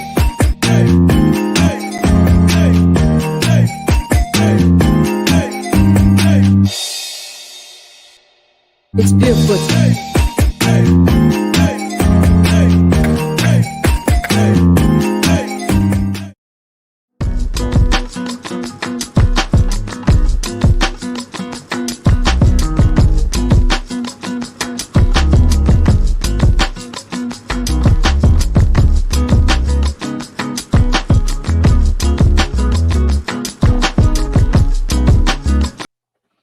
We're back here live on the Sota Pod YouTube channel. Drop a like, subscribe to the channel if you haven't already. It just helps us out tremendously. If you're new to the channel, every Sunday on game days, we do a live watch along here. When the game is going on, when the puck has dropped, we do get the live stats up on the screen so you can see all of the action live here on the Sota Pod YouTube channel. And we take your live reactions, your questions for us, your trade scenarios, anything in the hockey world, get it in the live YouTube chat. We'll still take your predictions. I know it's only a 1-1 game right now, so there's still a lot of hockey to be played. There's still a lot of goals to be scored. Totally interactive. This is a live interactive platform. Whenever we're doing live streams here, whether it's the 2-hour talk show, 4 to 6 p.m. Central Time every Sunday that there's not a game day, or live here on the Watchalongs, it's a comment-driven live stream. It's to interact with all you folks. So we really appreciate it. And again, like the video, subscribe to the channel. Content pretty much dropping every single day. Little video snippets from our podcast recordings, as we do have podcasts every single day, every single weekday. Anyways, Hoppy, on the Sota Pod YouTube channel. Let's plug some of the shows while we still have a few minutes here before the puck drops. Let's talk about, we talked a little bit of college hockey in the last segment here. Let's talk about MNCAA. You're the man who put it together there. Obviously, me not being on the ground in Minnesota, I don't have the connection to NCAA hockey like you do. But talk a little bit about MNCAA and what maybe some of our fans and viewers who are coming through the live stream right now can expect when they go and check that out. Yeah, MNCAA, exactly what it sounds. All the Minnesota college hockey programs, now Division I. We have 6 with St. Thomas, who let's just give them proper praise here. Oh my goodness. A 3-2 loss. Dude. Mankato Mavericks. And they got fucked. Oh, man. Bullshit. The video of Rico Blasi was great. Absolutely. I even watched that because I saw what was going on Twitter. And I was like, I got to tune in. What the fuck's going on here? That was robbery. They should have got a call there. Dude, either way, kudos to St. Thomas. They won 3 or 4 games this year. They played competitively in a lot of the other games that they lost, whether it was overtime or 1-goal losses. And this is a team that still has a handful of Division III talent on it. It's not going to be long before they're a competitive team. Now, are they going to win a natty? Probably not in the near term, but dude, give it 2 years.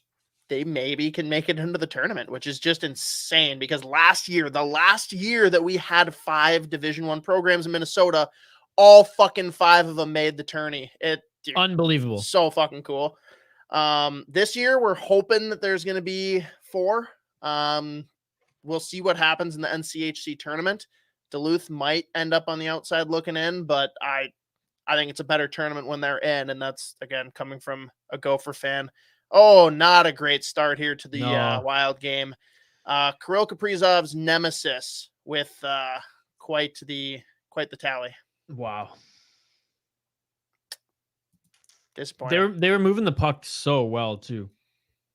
The Dallas Stars. Yeah, it's crazy what happens when you move the puck. Flawlessly here in this in the opening frame of this first period, right? With 20 seconds left on their power play. I mean, they made use of it coming out of the gate. That one's on Capo. Fuck. And yeah, Robertson. Fuck. That's on Capo, man. That's on Capo. Credit to the Dallas Stars. They moved the puck tremendously well in that sequence. Like I said, they came out of the gate in this second period knowing that we have to set the pace and we have to make the most of this power play, and they did, man. Yep, that's on Capo. Wasn't able to. You got to control that rebound. Sorry. Yep. Yeah, it was right off, slid down the pad there, right towards the skate. Robertson was able to scoop that up and easily score a goal. 27th goal of the season for Robertson. He's a fucking stud, man. He is a stud. As not the start the Wild wanted, as the Dallas Stars takes the lead 2-1 in the first, on the opening frames of this period. Now, Kako, I hope he's fired up. I hope he knows, that one, I should have had that. I'm going to be a wall the rest of this game. And JC still with us. JC24. What's up, JC24? Robertson is so good. He is so good. Yes, Robertson is outstanding. He's outstanding. I mean, Hoppy and I, we were trolling Wild fans last year saying that, maybe this guy should win the Calder. because he was that good. JC, by the way, if you want Dallas Stars content in particular, and we're not sending you away, by all means, please stick around and watch this game with us, but go check out the Hockey Podcast Network YouTube channel, as there's Stars watch-alongs all the time from our boys at the Wada Hockey Podcast and Starcastic Remarks. So they do a lot of Dallas Stars focused content there, and also Stars watch-alongs. Again, by all means, stick around with us the remainder of this game. We love having you around, JC, and keep the comments coming. Sean saying our penalty kills trash. Yeah, it looked really bad in that last sequence. Like, and especially like you're not tired. You're coming out of a break, and you come out that flat-footed. Again, the goal on Kako, we probably should have had that, but the fact that the Wild allowed the Dallas Stars to move the puck that freely and with ease, I mean, that's on the entire team there. It wasn't that bad, man. They kept it to the perimeter for the most part. It was pretty bad. Someone should have been there to stop. Oh, fuck. Trevor saying, let's go Wild. Love the We've got sport, revenge here, Isha. We've got revenge from Mr. Riley Tufte, who, if you recall, was unjustly snubbed from the Stars lineup last time they played here in Minnesota. That was the big uproar because he spent all of his money on getting tickets for the boys. He's on the board. Wow, what a goal. Great effort. Goal at home. Yeah. I just don't understand what our defensive system is that it ends up being Zuccarello who's playing him. Like, where the fuck is our defense? Aren't you glad you're joining us, JC, to see the Minnesota boys score his goal at home? No, there is no defense. Look at this. I'm watching the replay right now. Malleable as Swiss cheese, Hoppy, as I like to say. That can be your next tweet. No, now you're trying. No, that's not when you want it. That one's one of my regulars, actually. I've said that before. I've never heard you say that on this podcast once. Probably stick and rink days. But yeah, Dylan used to give me shit for that one. So what, like 3 years? I feel like I've dropped it on here before. You absolutely have not. Malleable Swiss cheese.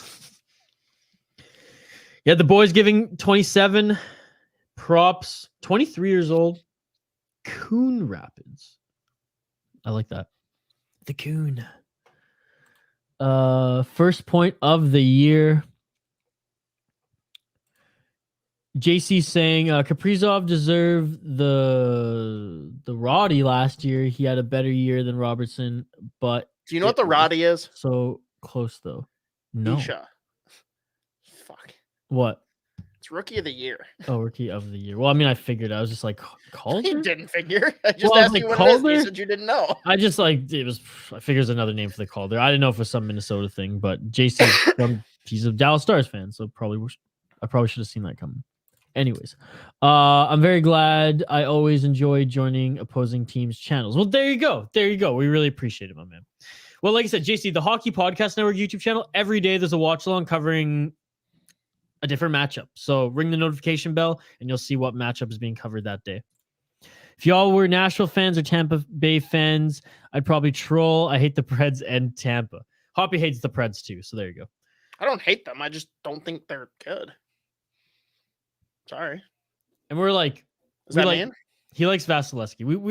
I don't want to say we're Tampa fans, but like, I appreciate what they're doing. Hey, first off, Vasilevsky is the best goalie in the NHL. Shesterkin is playing better than him right now, but no, I'll defend Braden Point with my life. The Wild not drafting him is probably my saddest moment in Wild history. And there's been a lot of sadness. And Martin St. Louis. What do you mean? You'll defend him with your life. Oh, for sure. But yeah, that goes without saying. Everyone should defend Martin. Well, JC doesn't know that. He doesn't know. Everyone should defend that man. In fact, they don't need to. He just uses his quads and defends himself. Now, honestly, now that he's in Montreal, now he's in front office with Montreal, kind of lost respect for him. I'm not gonna lie. Not a fan. I get he's going back. He's back to Quebec. It's home for him, whatever, but I don't like it. You lost respect for a guy getting paid money to go do something? Yeah. Any other team, and I'm Toronto? Praises. Any team but Toronto. Oh, weird. I just kind of lumped them both together. They're both just the fucking same. Eastern Canada fucking hockey markets that think they're better than everybody. Here it is, Isha. If you merge the two teams together, could they win a playoff round?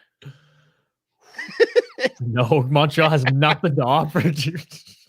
They have Like if they had Carey Price.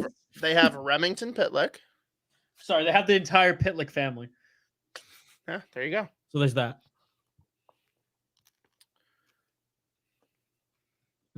Just enjoying some pizza here. I wish it was 7th Ave, but you in Minnesota, if you're tuning in from Minnesota, you can support the folks at 7th Ave Pizza, as you see on the screen here. Well, the Wild came out in the first period looking like they were going to be the ones to set the pace of this game and continue to apply pressure. They set the pace, they just didn't maintain it. That's exactly it, man, because they look deflated and defeated right now.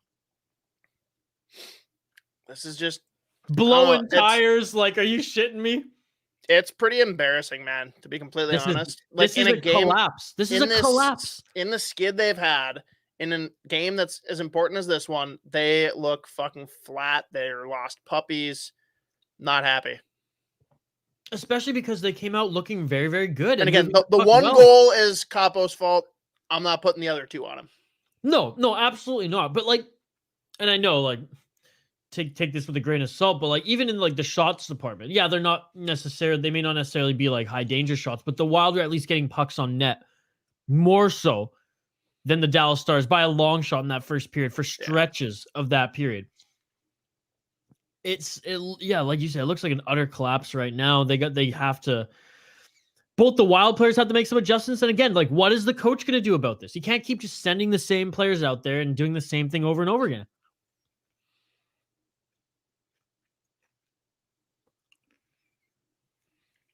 Well, now it looks like there's going to be a power play for the Wild now. Was it Hartman who got tripped up there? Is that a benefit to us? I don't know, but it's something here. Again, 5-on-5 might be better. What does Sean have to say about that? That's what I want to know. Man. Well, at least hopefully it'll change momentum a little bit and at least try to, I don't know, halt it for the Stars a little bit. Get something going. Change things up for the Stars anyways. They have to put their penalty kill out there. It's different bodies on the ice. Maybe that at least gives the Wild some time to regroup, be it even like you said on the power play, which they haven't been able to dominate this season. But maybe Kevin Fiala, who hasn't been really noticeable thus far in this game, maybe now he can really he's gonna get some minutes here on the power play. Maybe he can start to make a difference. Is he gonna get minutes? I hope so. I mean, come on, Dean. Is he on the first power play unit? He should be. I didn't ask that. I don't know if he is or not in this game, anyways, because we haven't even seen that. I don't know if he's regularly bad. What's been the first unit regularly? Zuccarello, Kaprizov, Boldy, insert defenseman. Okay. Well, I mean, in a game like this right now, you kind of have to make adjustments and go off the wall a little bit. So I'd hope to see Fiala actually out there right now. That's what I'm hoping for. Make adjustments. Go get it energized. JC saying, y'all think Jake Ottinger will be like Vasilevsky in a few years? There is not a Kevin Fiala on the ice. Oh, JC saying, sorry if I sound stupid. I'm just getting back into hockey. No, you don't sound stupid at all. Jake Ottinger, I mean, there's a lot of buzz around him. He will not be like Vasilevsky. I think he can be a real starter, though. Yeah. There you go. Vasilevsky, I think, is like in the elite level right now.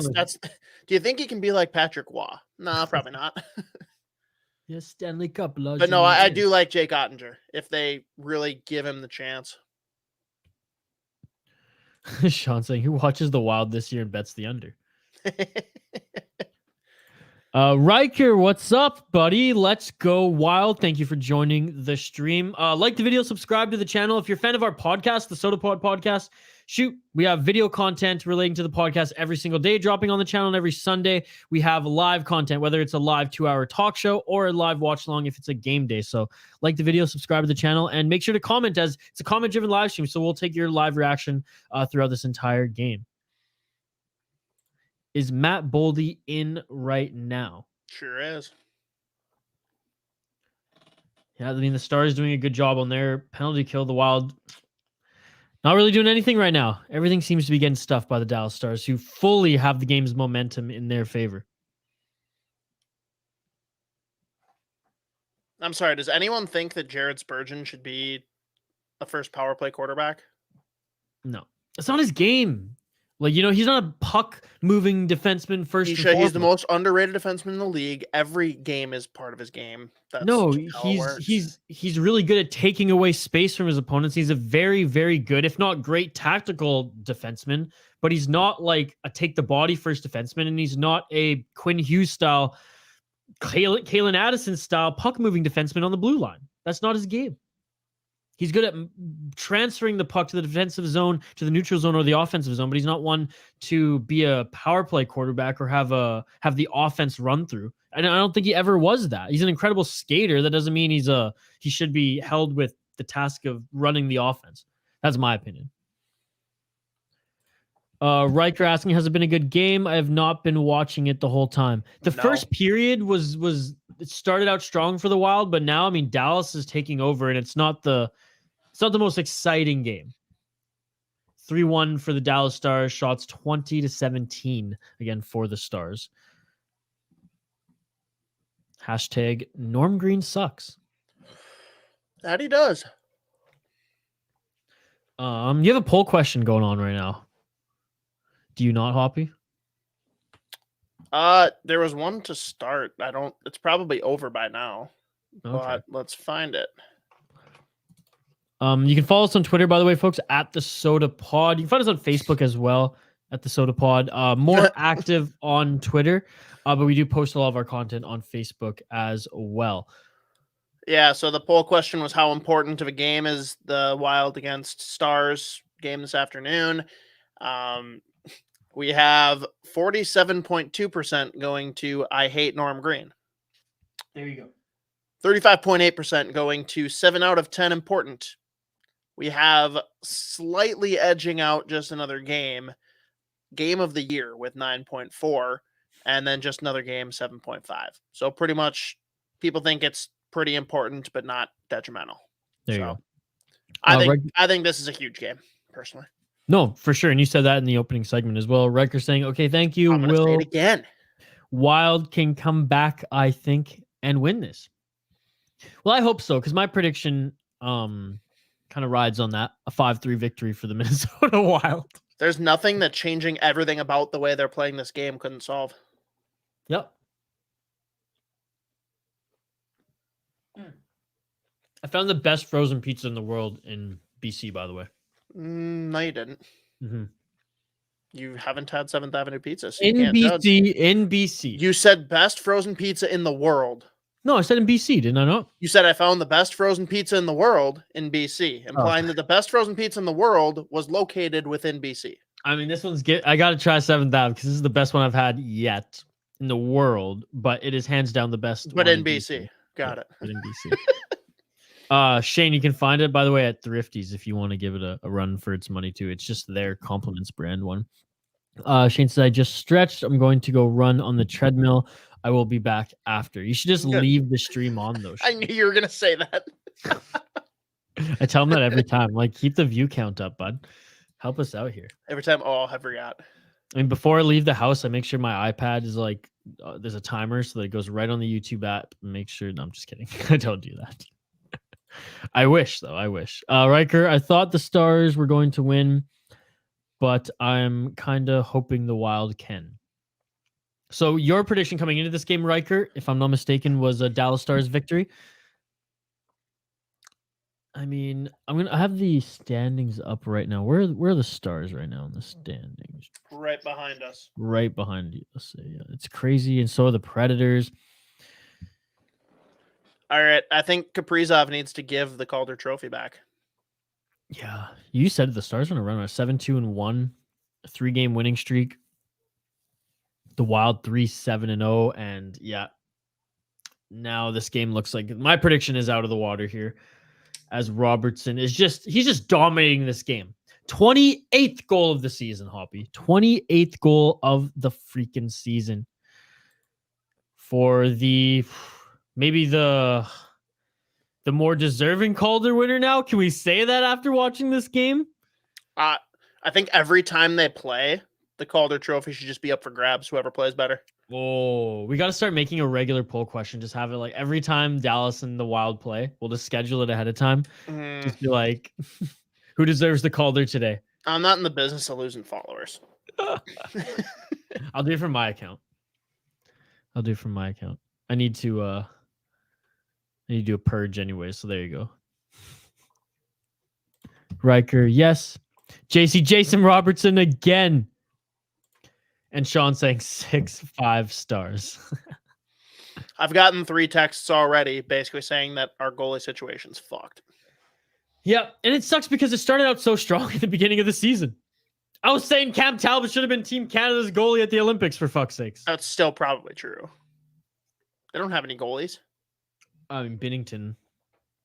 I said they don't have any goalies. Binnington's looking a lot better than Cam Talbot right now. I don't like Binnington. He's like the Colby Covington of the NHL. Very, very talented and deserves the the hardware and accolades, but like just such a prick. I say that just because I'm a UFC fan. For anyone's watching, Colby Covington defeated Jorge Masvidal last night. It went down exactly how I thought it was going to go down. A freaking NCAA wrestling match. It is what it is. Paid $70. When have you watched an NCAA wrestling match? I've been watching a lot more actually jiu-jitsu matches and just wrestling matches on YouTube. A lot of Brazilian jiu-jitsu. When have you watched NCAA wrestling? Oh, like almost daily I watch NCAA wrestling highlights off. or jiu-jitsu highlights. I don't know all the guys by name, but I know You won't even watch your quote-unquote favorite NCAA hockey team. I can't find a good fucking stream. Our boy Goose gave me two of the games I was able to watch was because Goose hooked me up with some good streams, but I can't find them. It's hard to find in Canada. They're either IP blocked or they're just absolute shit from someone's fucking Nokia phone. JC, this is wild, man. Yes, pun intended. I like it. I like the wild puns. Keep them coming. I gotta switch to another beer soon. I mean, do it. Almost done this. I've been like just savoring this Hoyne. Shout out Hoyne. Oh man, I'm already on number 2. This is just another one of those I know. cold press bent paddle. Oh, so good. Yeah, Isha, Man, you're gonna get to experience in the flesh, in the tap room, bent paddle. I'm so happy for you. Oh, I realized after the fact that we've actually booked it, it's on your birthday. Oh, there you go. Maybe they'll throw in a cake. Why would you want a cake? I don't know. Maybe a birthday cake. It's less room for beer. That's true. I haven't had a birthday cake now that I think about it in like fucking 4 or 5 since like well before the pandemic. Which is crazy to think about. But anyways.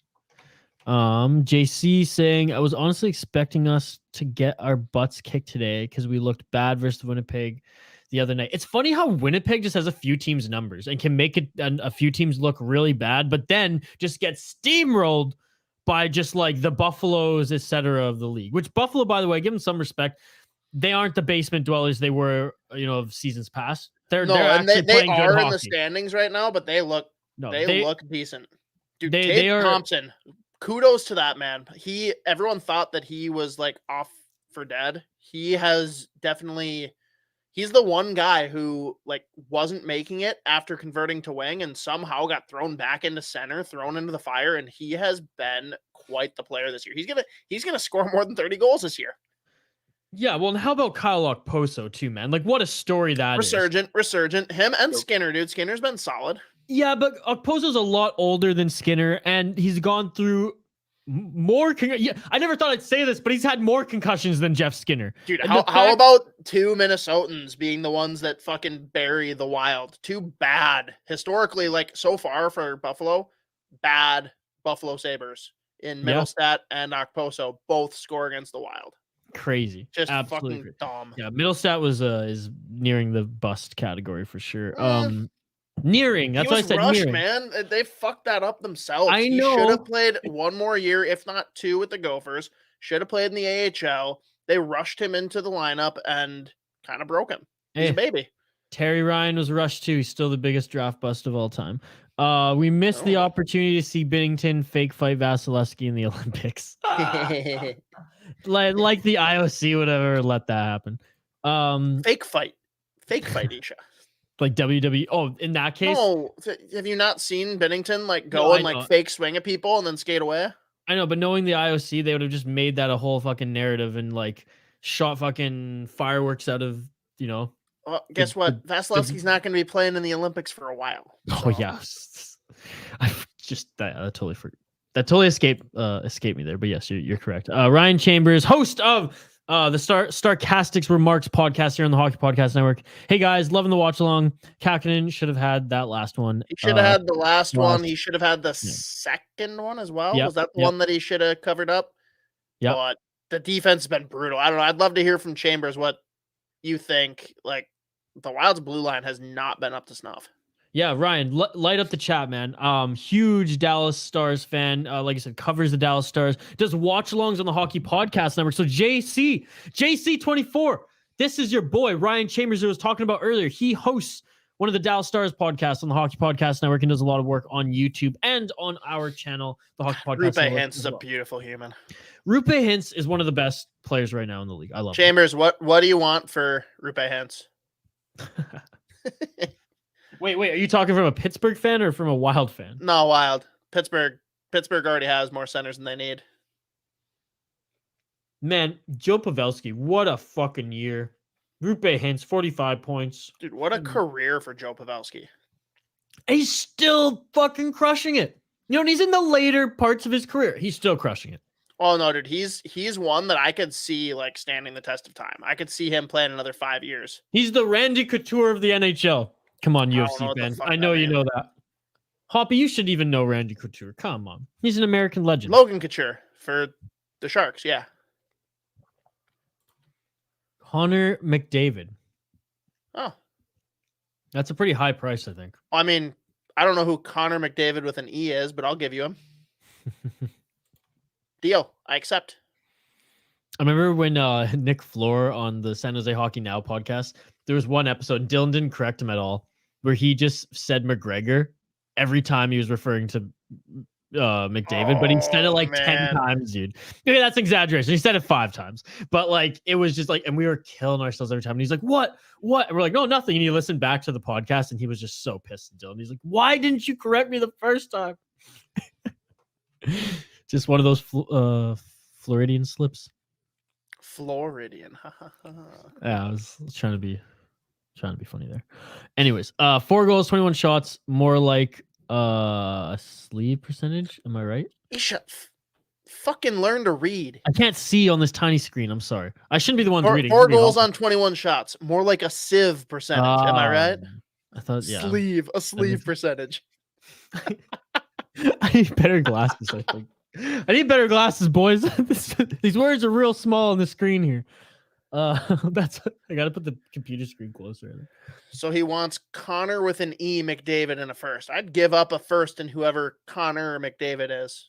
Easily for Rupe Hintz.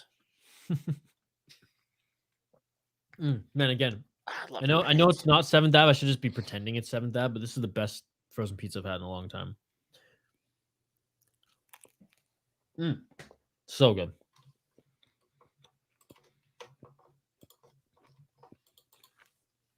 Just means Well- it's not Domino's, right?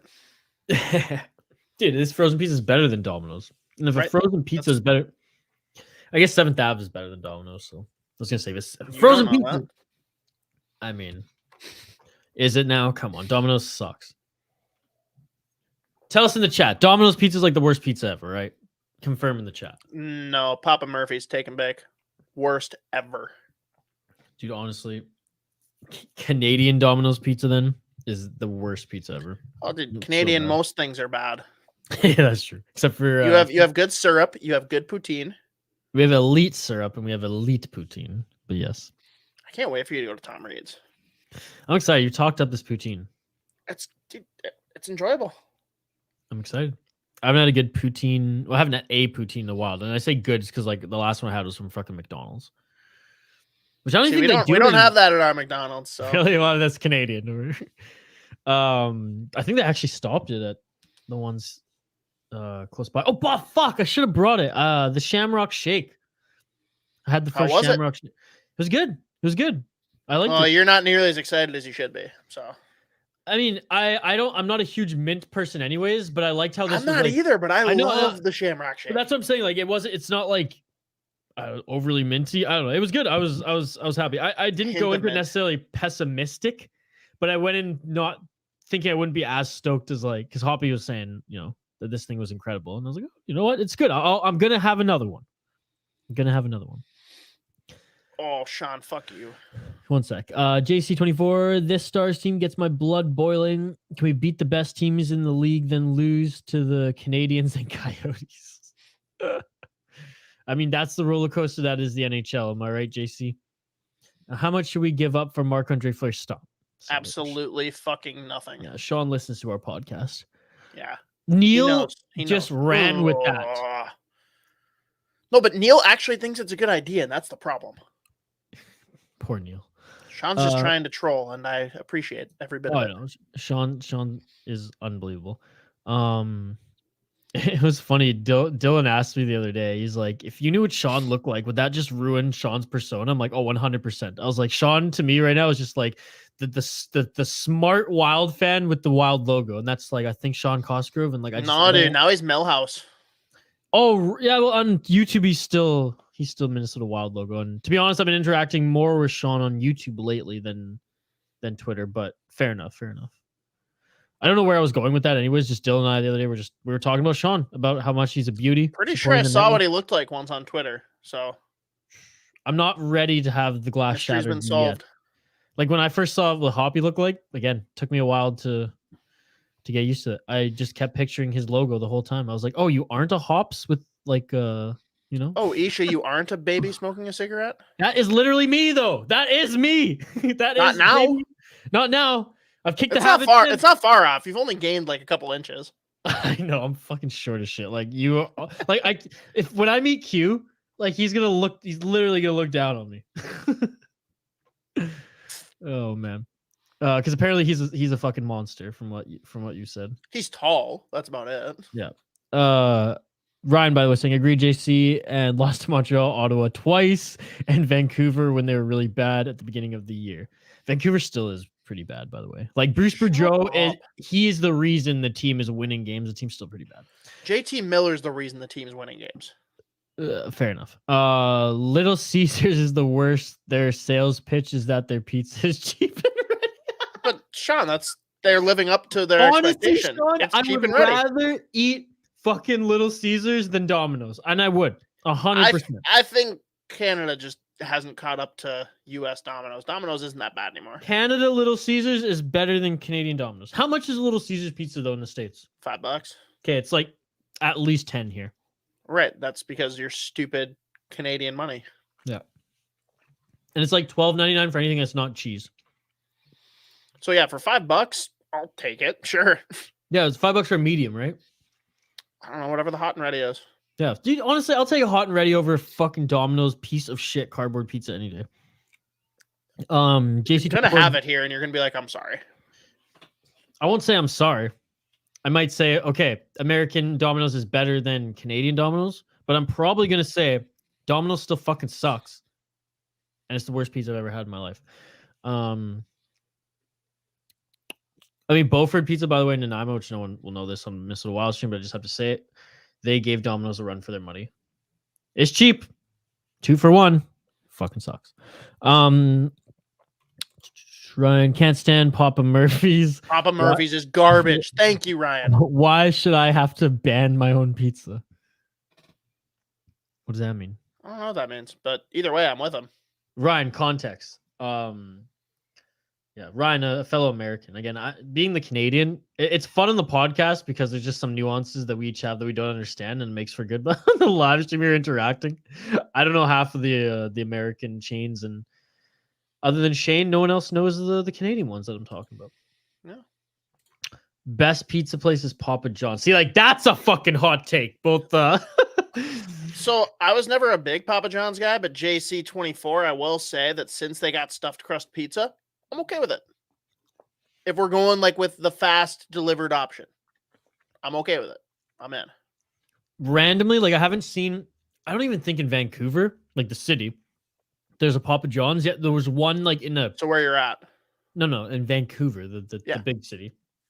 In Nanaimo, on the island here, there's randomly a Papa John's. Like, and this isn't the most populated city on the island. There's randomly a Papa John's in like I wouldn't even say a bad area of town, but just in a random area of town. And I mean, terrible reviews locally, but I just think because like no one gives a fuck about it, and even the owner is probably like, whatever. It's an American chain on Vancouver Island that like no one even really knows about much, other than like if you watch American television and you see the commercials. So yeah, here I don't have a good, I don't know, good data. I've had one piece of Papa John's in my life, I think, but Domino's fucking sucks. Sean. Carryout Domino's pizza is like $6 and is more than 20% better than Little Caesars. I want to put that to the test. No, I think I saw. Oh, was it on College? If you had U.S. Domino's, it's better. It's more than 20% better than Little Caesars. But you gotta wait. It's not hot. It's not ready, Sean. You have to factor that in. It has to be factored. Okay, I know we have a Minnesota Wild game going on, but let's be honest. Dallas Stars up 4-1. Do we have a game going on? I mean, like it feels like the Dallas game Stars implies that there's an equal chance for both teams to win. Yeah, I know. Like Dallas now is kind of like I don't want to say shutting it down. Not even equal chance. Sorry, a chance for both teams to win. But still, just playing defensively is like the shot's only 22-19. I feel like they haven't changed in like fucking 10 minutes now. It's 4 minutes left in the period. 4-1 for the Wild. I mean, barring the Wild coming out on an absolute fucking tear, going full Super Saiyan Goku style in the third period each. Like I don't see them coming back in this game. They may make it interesting. Not a goal or two. Super what? Super Saiyan. I really want to see how Dean Evison adjusts things lineup wise as well, because like I'm not seeing Besides Talbot, yeah, much of a difference here as far as deployment. He's not expected to every single time, but like I just haven't seen him change much at all this season. Except for the one game that we all yelled at him for changing things. Yeah, well, because it was like for the worst. It was like, no, we want, and I know fans. You can't have it both ways, man. I know, you can't ask him to change shit and then be like, "Why the fuck did you change things?" Fair, and I was just gonna say, fans, we bitch him when we want this and we want that. It just, I'm glad at least he tried, but like for fuck's sakes, man. Yeah. If we can see it, you should see it. Best thing from Domino's is for sure the chicken Alfredo pasta. Domino's at one point in Canada did a pizza pasta where it was like a bread bowl and they had the pasta in the bread, in the garlic bread bowl. And that shit, when you were what part of it's pizza? Well, I guess it's like a pizza crust, like a garlic crust bowl sort of thing. So they use pizza dough as the bowl. So I guess that's the pizza part. And then they have a pasta inside it. And I remember like experimenting with the hippie lettuce in high school. That was the bomb. That was the bomb for open late Domino's. So like I feel almost like I'm a broken hearted because like Domino's, I have such good memories as an adolescent. And then when I actually got the pizza, what's supposed to be the framework of the brand, you know, in 2022 and 2021, it's absolute garbage. So anyways. Sean, you order Domino's online and drive there 10 minutes later and it's freshly made with your choice of a couple toppings. You must have a better Domino's than me, Sean, because it's not ready in 10 minutes for me, but I'll allow it. I'll allow it. All right. It looks like, what do we got? We got someone going on special teams here. I'm watching the replay. Oh, and a cross check on Kaprizov. Someone going on special teams here. I'm 20 seconds behind, and all I saw was peak analysis here. Peak analysis. I'm not giving an analysis. I'm calling out as I see as Rick Bowness is pissed, so that means the Wild are on a power play. Fucking love Rick Bowness. Just love the man. He's such a beauty. Yeah, just a staple figure in the hockey world, that Rick Bowness. Oh, right off the hop, the Wild with the slapper. Looks like actually that one went off Zuccarello. Shit. Yeah, I mean you wish this game was a little bit more competitive. Oh, look at Diener. Dude, this is all but lost now. Given that 4 seconds in, that's it. That's it. That's all power play time you're gonna get. What the fuck happened here? I'm just watching the replay right now. What the heck? What was that call? Holding? What was that? Bullshit. I'm seriously asking. What? I just watched the replay. I'm caught up now. Like, what the fuck was that call? Oh, I got to go on Twitter and see what the hell Brett's going off about now. Because, I mean, the other call, Yeah. this one, I'm like, Brace what? yourself. Brace yourself. This one seemed very unnecessary. I don't know. I don't have the volume on either, so I couldn't hear what the ref said. That's why I'm genuinely asking. I can't hear what's happening on the TV either, so I can only see what's occurring. I was gonna check the live stats here, courtesy of NHL today, not Flash Score. Okay, yeah. So Sean saying this too. What the fuck was that call? Interference. Get out of here. If that was interference, then Tyler Sagan's was goaltender interference. You know what I'm saying? Like, come on. I mean, it seems like that just like to take away a Wild power play, to try to make some excitement out of this game. That's an interesting one there. And Dallas has looked good on their power play this game, 4-on-4. They look like they're buzzing as well. They look like they care, which is pretty important. Even they're up 4-1, they're not dogging it now. They're playing more defensively. Sure, they're not attacking as viciously as they were in the first period and the starts of the second period. So I think the real question here, Isha, is when we're sellers at the deadline, who are we going to get the most return for? That's a good question. It's a good question. If they're moving Fiala, they're still going to get a haul for him. I still think if they move Fiala, it's happening this summer. Fair, but I'm just saying if they move Fiala, they're still going to get a haul for him. By the way, I don't think Boston's going to trade Holla. I like how TNT puts the power play time on the ice for viewers. Anyways, that's a cool feature. Getting creative with it there. Oh man, yeah. What a deflating period if you're a Wild fan. Right off the hop, giving up that goal, shorthanded, not even really showing any drive or heart on that, penalty kill in the opening minute.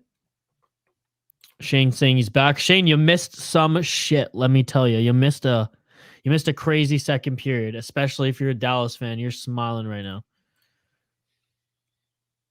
Ooh, Sean, as we're bringing back the trade scenarios, Taylor Hall in the first for Fiala. Who says no? Spoke Z stabs you. Honestly, you take that if you're the Wild. Yeah, no, Boston never would do that. No, he asked the question. Hall and the first? No, I'm just saying, like, I would say yes for the Wild. 100%. That'd be great. I'd love it. Shane saying I didn't have to pick between basketball and live stream today. No, Shane, what do you usually pick? Do you pick? I mean, don't you have a cell phone, Shane? Can't you do both? Can't you literally go on your YouTube app? Don't make him multitask. Come on, Shane. Like, look at this. Just like this. You go on the YouTube app, you click play, and then you fire up your NBA on your other screen. Easy as pie, my friend. Easy as pie. Well, that about does it for the second period, and wow. Did not expect that. Did not expect an utter collapse by the Wild, and then no energy late in the period where there's still a lot of hockey to be played. I mean, why didn't you expect it? That's what they've grown us accustomed to at this point. Like the last 5-ish games, maybe 10. Fuck. There's just it's something. So my sister's fiance, he like super into the Wild now, and he admitted like it's like getting Kaprizov and stuff helps, but he's not a traditional hockey fan. Right. And when he can call out and say like, yeah, you can kind of tell which games Kaprizov wants to try and which ones he doesn't, like that's the most telling quote unquote stat. Like, where's Kaprizov been tonight? Realistically, where has he been the last fucking week? Yeah. Like No, he's had moments, but like largely like it doesn't look like he gives a shit. And it's not just him. Like it's the team as a whole, but fuck. But him he's the going out superstar. He's the superstar. He's the face of the franchise. He's the leader of points on this team. He has to be held accountable. Him going out and buzzing though would probably be a catalyst for a lot of shit happening from the other players. And look, credit to Matthew Boldy. There have been some nights where, yeah, you don't see him much, but the guy, for the most part, in the limited time that he's been with his team, he's been the shining bright star in a darker time of the season, right? So, and Fiala too has been really good, although he hasn't been noticeable in this game. But you said it, and I think this is a tipping point for me personally, because I've always been holding on for the last, I'd say, 4 or 5 podcasts, which I guess like 10 games-ish. I've been saying, like, this is just a dip. This isn't the Wild. We saw what the true Wild were in the beginning of the season. Now, this might be the tipping point, because the Dallas Stars are a very good test, because they're not the elite of the elite, but they're around the same level as far as talent on the roster. And I would say that they have the edge in coaching as Rick Bowness. Again, I really like Rick Bowness. He's been around the block. He's a veteran NHL coach and hockey mind, where Dean Evison, is still new to the National Hockey League, and there's some holes in his coaching game, and there's some holes. I don't want to say holes on the roster wise that are nominee for Coach of the Year. How dare you? He's still new in the National Hockey League. And again, I don't want Billy Guerin to have to make anything crazy, like a crazy move, but it's evident now that defense and goaltending are the biggest issues, despite just your players not coming to play, like Kaprizov and some of the top players there. I truly think, and again, and this isn't going to hurt you cap-wise, trying to find just some plug-and-play defenders, cheap acquisition players can just play. And if they don't work out, whatever. You didn't give up a lot to give them. But some of these players going into playoffs can really surprise you. And maybe they're just a spark in the pan for a playoff run, rather, because for whatever reason they fit in and just their two-way style just work. But maybe that's what the Wild need for the remainder of this season and for this playoff push that they have coming up. And I know it's not a defender, but like I think of a player like a Devontae Smith-Pelly for the Washington Capitals. Like they needed someone to play two-way and toughness to make a run in the end of the season and the playoffs, and they gave him some more minutes and allowed him to do that, and it really helped them out. Now, again, different example because he's not a defender, and the Wild need that on the backside, but a similar type of player. I think cheap you're also acquisition, overplaying Devontae Smith-Pelly's role in that, but maybe, but still. They wouldn't no, have won like he was a good supplemental piece. He wasn't monumental in their move. But Jay Beagle was, though. He won them. Jay Beagle, hero of Vancouver. Calgary, Alberta, fucking legend, hero of the Washington Capitals, a hockey legend winning a championship at every level, the ECHL, the AHL, and the NHL. Has he won a Minnesota State hockey championship? Well, I mean, I think he won whatever AAA Calgary, Alberta. Yeah, dude, that's for peasants. He was on a farm. What are you going to do? There's no farms in Minnesota. I can see where Sagan's goal was goalie interference, but at the same time, a Minnesota player pushed him into the goalie, and the refs normally don't overturn those. No, look, I agree with you. I think it was a good goal. I'm just saying, if that last Tell goal... Tell Brett that. If that last goal on Joel Eriksson Ek, or sorry, if that last penalty on Joel Eriksson Ek was indeed a penalty, then like, come on. Like, what are the refs calling here tonight? Shane said he picked the live stream last time. Well, we really appreciate it, Shane.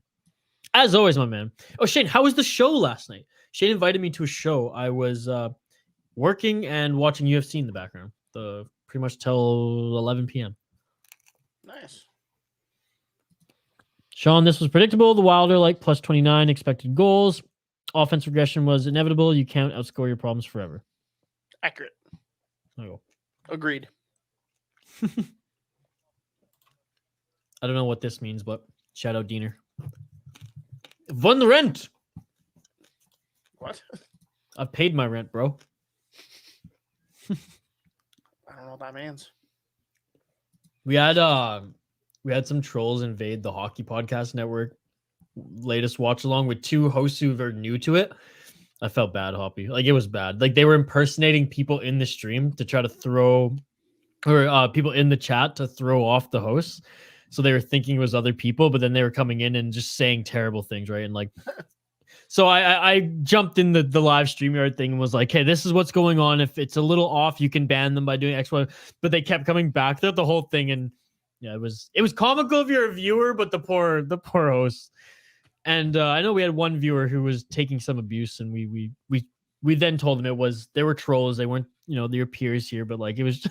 I felt bad for those streaming because it was like their first time doing, or the first or second time hosting one, and they're dealing with like just mad trolls. They had a lot of viewers though, and that's why there's a couple bad apples. And when you There's get no happy trolls. no, as the hockey troll was one of their trolls too. I believe he was someone the troll impersonated as well. So it was wild. It was wild. JC24, y'all think Robertson gets a Hattie? I mean, at this rate, yes. He's pacing for one. And honestly, it's not even going to be in the empty net. It's going to be on Kakkonen. It would be really impressive if it was in Kakkonen when Kakkonen's not playing. Or sorry, Talbot. Shane saying I drank a bit too much early and ended up burning out, but I stayed until 1:30. 1:30 Pacific? Which stream are we talking about? I don't think we streamed at 1:30 p.m. Pacific. Oh, today. I see. I thought you were talking about like a late Canucks stream or something. What are you talking about? Those end at 10 latest, Shane. Okay, well, yeah. I mean, it was a little early to drink today if you started at that time. I mean, we started, but we're doing the soda pod. It's a little bit different, I think. Although it is the Lord's Day. That's the free pass day, right? That's how it works. Whatever you want to do on the Lord's Day, because the Lord forgives you. I feel like that's like the Ricky of Trailer Park Boys explanation of it. Jesus like forgives. Yeah, there you go. Shane, you asked about the show. No, I know. JC saying that would be 2 straight games with a Hattie for him if he gets another one. He's a stud, man. He's an absolute stud. He's 28 goals right now. I mean, shoot. Let's root for him to get 2 more goals, make it 30 by the end of the night. How about that? There you go. Does he have more goals than Kaprizov now? Or are they tied? So he has 28 right now. Be... Oh, he has more. Kaprizov's got 26. Kaprizov still has more points though. By a long shot. It's just what's crazy, man. I watch a game like this and I'm like, where is this superstar who right now has 68 points in 52 games? Like, where is he right now? And then there's some games where he lights like 5 points and you're like, okay, yep, this is the player. Now, I'm not saying that his issues is inconsistency. When you're putting up points like that, it's hard to be critical. Okay, I get it. But like, where is he tonight? Did he really just think, okay, once the Stars got 4 goals, it's over and there's not even a point for me to try to win this game? Is that what's going on, you think? Putin mandated. Oh, come on. It's possible. And I'm the one who's claiming he was a KGB spy last year. I mean, also possible. Yeah. Shane says, no, you don't know. I wasn't talking about the live stream. I was talking about the show 1:30 a.m. Oh. I haven't drank anything today. I drank a bit too much too early yesterday in the show. Oh, yes, the concert. Oh, okay. But was it a good concert overall? Like, was it a... No, but it's a good show. Call up Zane McIntyre or we riot. Thoughts? Play Kalen Addison or we riot. JC asking, you guys Vikings fans also? That's I don't know if Vikings fan is the right word. Vikings sufferer. Yes. Do you have a jersey? Do you have a jersey? You got a shirt, I know. I don't have a jersey, no. I almost bought one, an Abdullah jersey the other year because, well, he's one of my favorite players because I'm a Nebraska fan. Which you want to talk about pain, Vikings fans? Be a Nebraska fan. It's fucking brutal. JC, what's your team? Guessing JC is a Dallas Cowboy guy. But Cowboy? maybe not. I mean, some Stars fans are from Houston too, right? So no one's Houston fans right now. Fair, but you never know. All right, so JC, can I interest you in a lightly used Kirk Cousins? So going into this third period, let's be honest. We've watched enough Wild games. Hoppy's grown up watching this team for many, many years too. This iteration of this team, but also just the Wild franchise enough to know that this Confirmed. comeback, JC is a Cowboys fan. Sorry. this comeback's probably not going to happen for the Minnesota Wild. What should we expect in the third to at least not leave a sour taste in our mouths? If they win the period, I'll feel better. What do they have to do to win the period though? Like does that mean at least a goal or two? Care. It means more goals than the Stars score. Yeah. That's winning the period. Yeah, you could. Yeah, well, I'm just like, what do you want? What's the expectation? 2 goals, 1 goal. Like, what would you deem winning the period? 1 or 2 goals? If Dallas scores 0, 1 goal would be winning the period. Okay. Well, I'm just wondering where you're setting the bar at. My bar is set at them looking like they give a fuck. That would help. Okay, That's my bar. blunt, and I like it. Has Nebraska been any good in the last 25 years, Sean? Wow, that is a very specific number, you son of a bitch. They've been good for like 2 years out of that stretch. We got very, very tricked one year when they went to the Big Ten championship game and got absolutely fucking slaughtered by Wisconsin. I was a puddle that night. JC saying, I can't accept the offer for Kirk, but I will take Dalvin Cook for Zeke. Seems no. Dalvin Cook, he's a beauty. I mean, they're both really good running backs, but Zeke costs more. He's older. No. Yeah, good with Cook.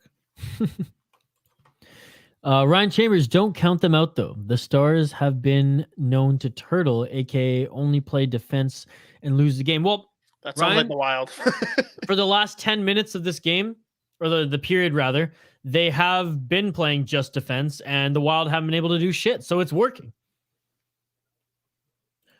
Give us Jefferson, and we'll give y'all Amari Cooper. Amari, sorry. And the laughing emojis at the end say everything. Say it all. Shane asks, is Tom Brady retiring? That's what we've heard. No. Hoppy saying no. Publicity stunt? Not publicity stunt. He thinks he's retiring, but then he's going to get the itch come like August, and he's going to be like, fuck it, I'm playing. Or just like free agent before a playoff run for a team or something like that. I don't know if that works. That would be very unsuccessful. The last time I watched Nebraska was in the Big 12 championship when Ricky Williams played. Back in the Big 12, that's a ways back now. And dude, Ricky Williams, what a fucking monster for fucking that was different. Also, Ricky Williams, maybe I'm confusing him with someone else now. No, Ricky Williams, yeah. His 30 for 30 is fucking wild. Oh, I'm a huge fan of 30 for 30. Now I got to make sure that I'm not confusing people. The Kings up, by the way, 3-0 beat the Buffalo Sabres rather 3-0. The Kings, man, just continue to. Yeah, that's Ricky Williams. All right, yes, his 30 for 30 is incredible. He's a bigger fucking stoner than anyone on Vancouver Island. I'll have to watch to confirm that. Go for it. I will. I will. I love the 30 for 30, so I'll definitely check that one out. The Kings, though, I just want to say, as we're nearing puck drop for this third period, we continue to talk some Hawk here and take your comments. Your comments are awesome, by the way, folks. So keep them coming. We address them all. But the Kings, man, out of the California teams, they're starting to, just out of all the freaking the West Coast teams, anyways, they're starting to look like the best out of the bunch by a long shot now. I was bullish about the Anaheim Ducks based on their start to the season and how well they've been playing. I've overlooked the Kings, and I was one at the beginning of the season to say I liked what the Kings were doing. I didn't expect them to be putting it together like they are now. I'm still not sold on them or Nashville. Just saying. Hoppy hates Nashville. Ryan Chambers, I don't hate Nashville. They're fine. Zeke has fallen out of favor with Cowboy fans, though. Zeke is a good runner for short gains, but long gains we need Pollard back in the backfield. Pollard? I don't fucking know.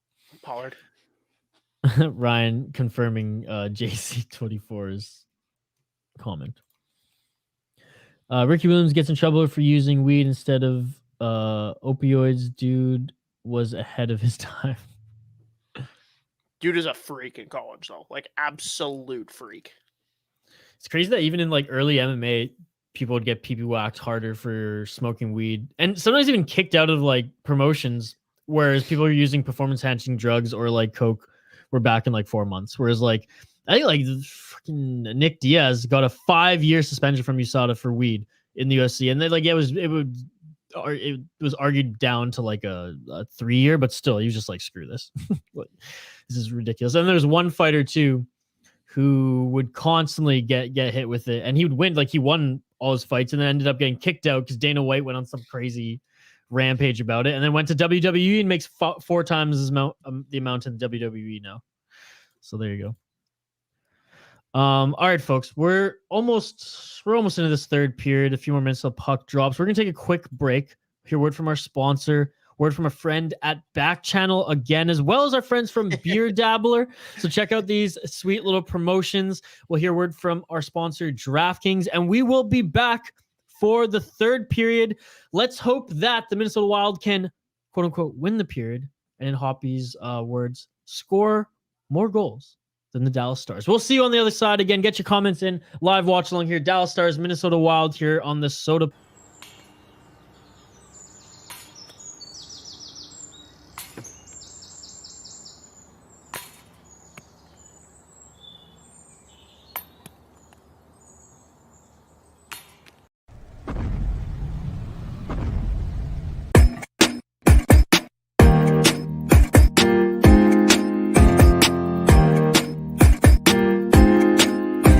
It's barefoot.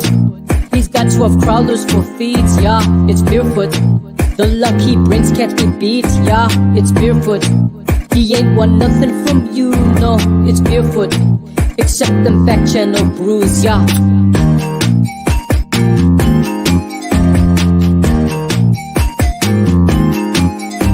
It's barefoot.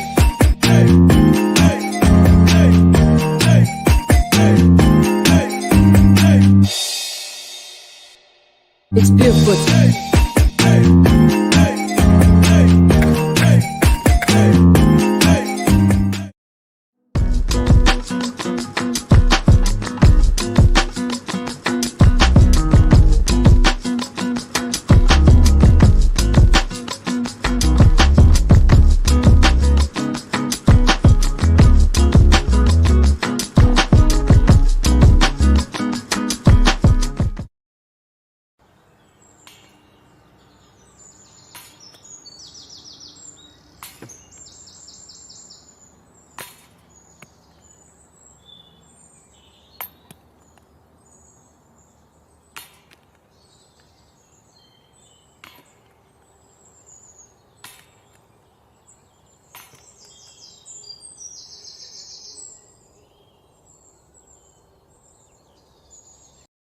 And we are back live here on the Sota Pod YouTube channel.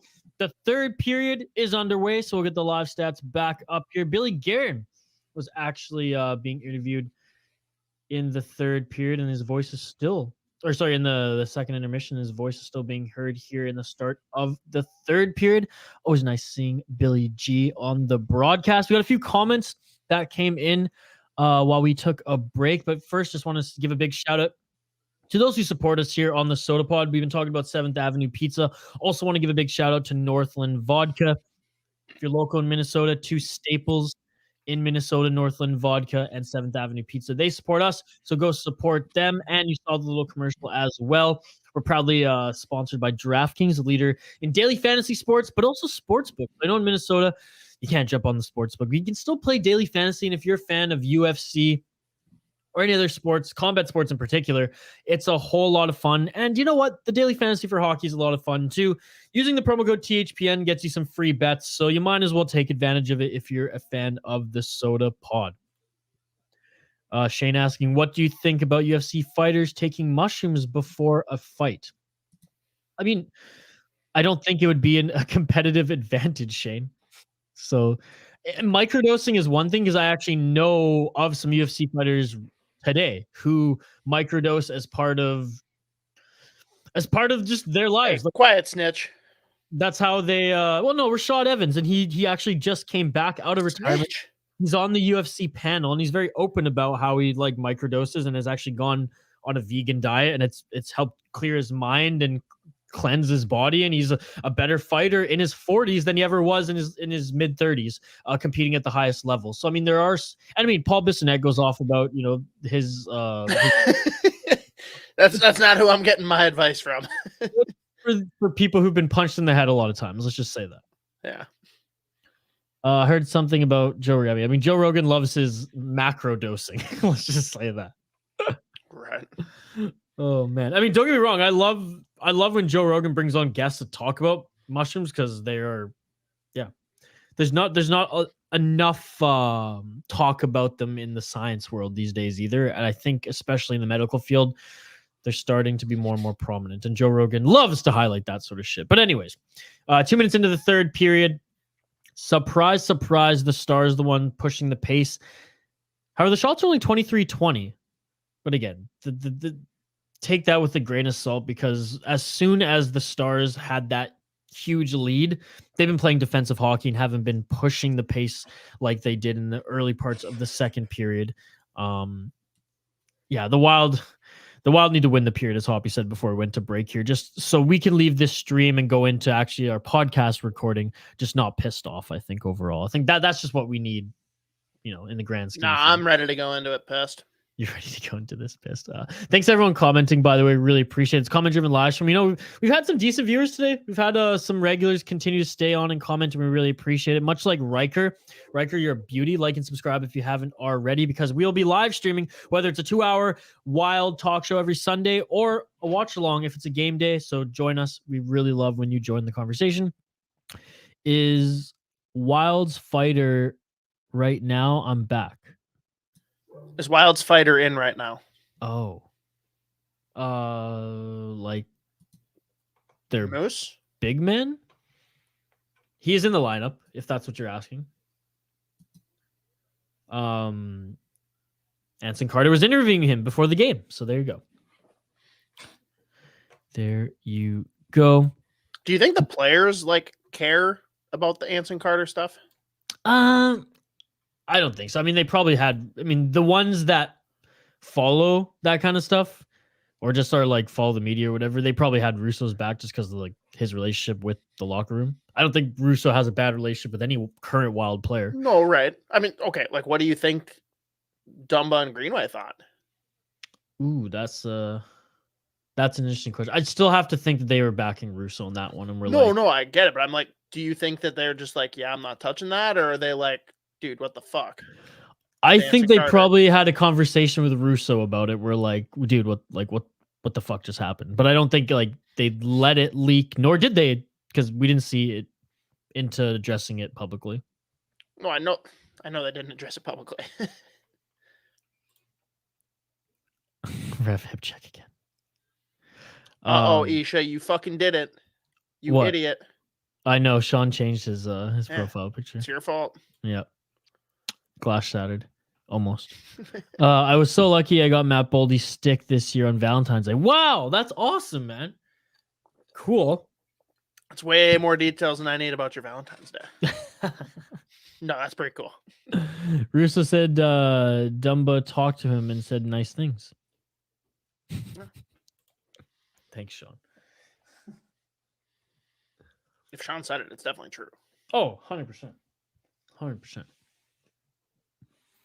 This whole time, Sean Cosgrove has actually been Russo's burner. And he's still listening, so there you go. Yeah, he wants to know what we're saying about him. Well, I hope you didn't listen to the last podcast. Why? Didn't you go off on Russo? No. I was mad about something that he said, but it's not that he said something wrong. I was just mad that it was said. Yeah, I'm pretty sure Hoppy called him a donkey. I never called him a donkey. I said, fuck you, Russo. There it is. Or no, I said, fucking Russo. There it is. That's it. Yeah. No, I would never say anything bad about him. Oh, 5 minutes into this third period, literally not a shot has been had that's gone on net. Still, yeah, no, one shot. Oh, there it is. 21 for the Wild. There it is. So the Wild have gotten one shot in 5 minutes. Matt Boldy with the long ass shift because it's the only player who seemingly can do anything as of late for the Wild. Drink every time the Wild get a shot. I'm just dead ass sober. Yeah, I was gonna say, even if I whip out the Woodford, dead ass sober.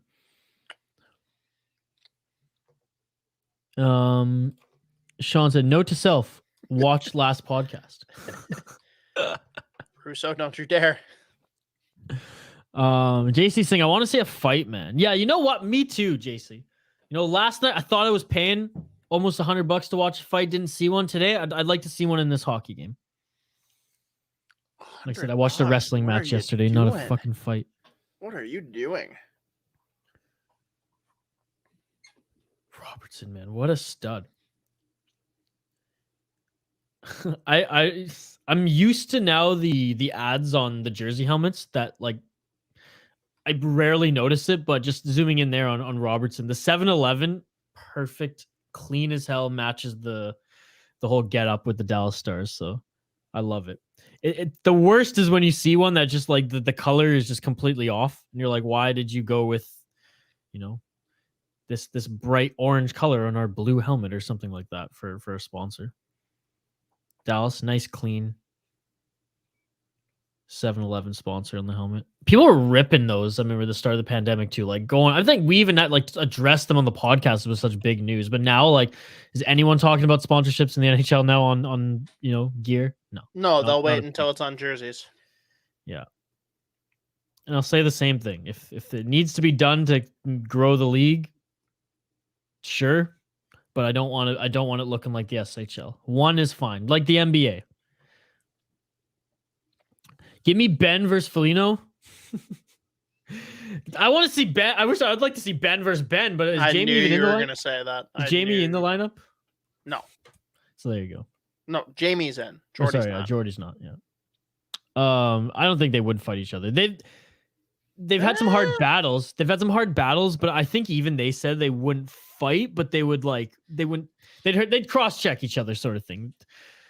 They'd play rough, you know, in hopes to win the game for their team and be competitive, but they don't want to piss mom off, sort of thing. Jamie Ben runs Kaprizov. Dirty as hell. Jordy's not going to fight him?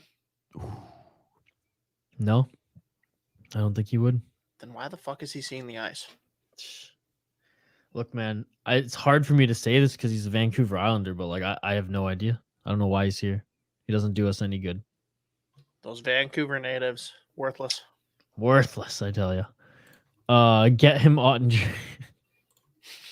I forgot about Jordy Ben. Also forgot about Goligoski. Yeah, Goligoski's the last stretch of games. He's easy to forget about. He hasn't been good for a while. A star's star.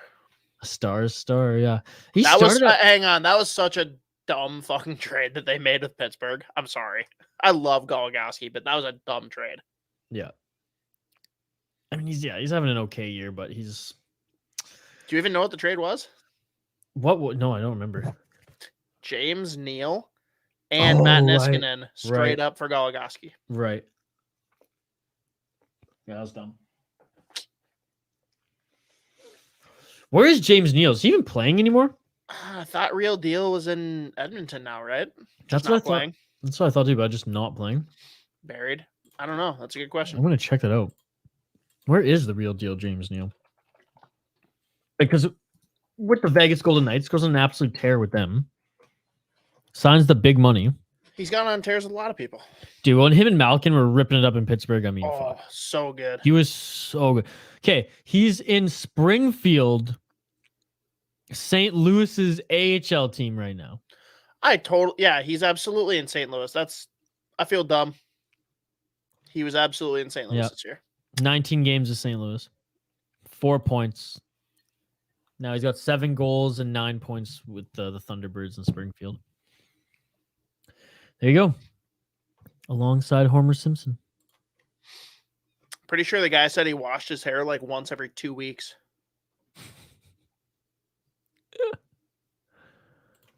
JC Hack, give me Ottinger versus Talbot. Springfield is a hell of a town. You would know. And the Wild not doing anything on this power play. I mean, I didn't even have to say anything about it, nor did Hoppy, because it ain't happening. They're moving the puck. They ain't getting anything off, though. Dallas doing a good job of taking away. Wild power plays are a non-event for me. Yeah, and it sucks, man. Like, again, there's some tools here where they could put something together, I feel. That's mean. Like, Kevin Fiala's had his off days, but he's not a tool. I mean, tool in a positive light, folks. Like, How? What? like tools to help build the job, you know, tools to help bring success, tools in a positive light, not as in you're a tool, nothing like that. That was not a very good explanation, but I'll take it. Oh man, just a dog of a game, which is annoying because it's the whole third period. It's just like counting down the clock. Yeah, this is Because pretty Dallas bad. isn't doing anything to make this exciting. Even because even in a shutdown game, you can still play exciting hockey to a certain degree, play physical. This is just a complete shutdown. Shane's saying I'm the sharpest tool in the shed. I've fucked up that saying too a few times. I can only imagine. Probably on the Sota pod, I imagine. Scrolling through Twitter here, I'm just checking the vibe of Minnesota Wild Twitter. Not looking too good. People are not happy. Why should they be happy?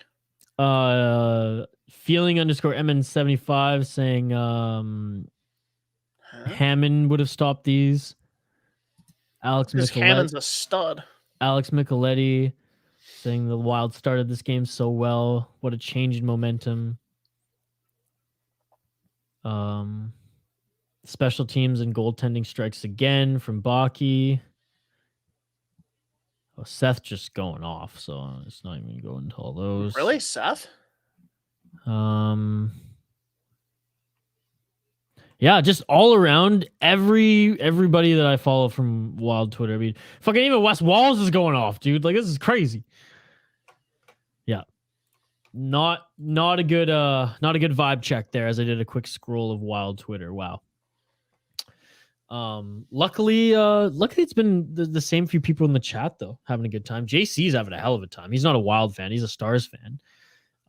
He's probably liking how we're not like sulking here, you know, because I feel like, you know, let's accepted it. Let's be honest. If our friend Brett was live here right now, it would be a very different stream.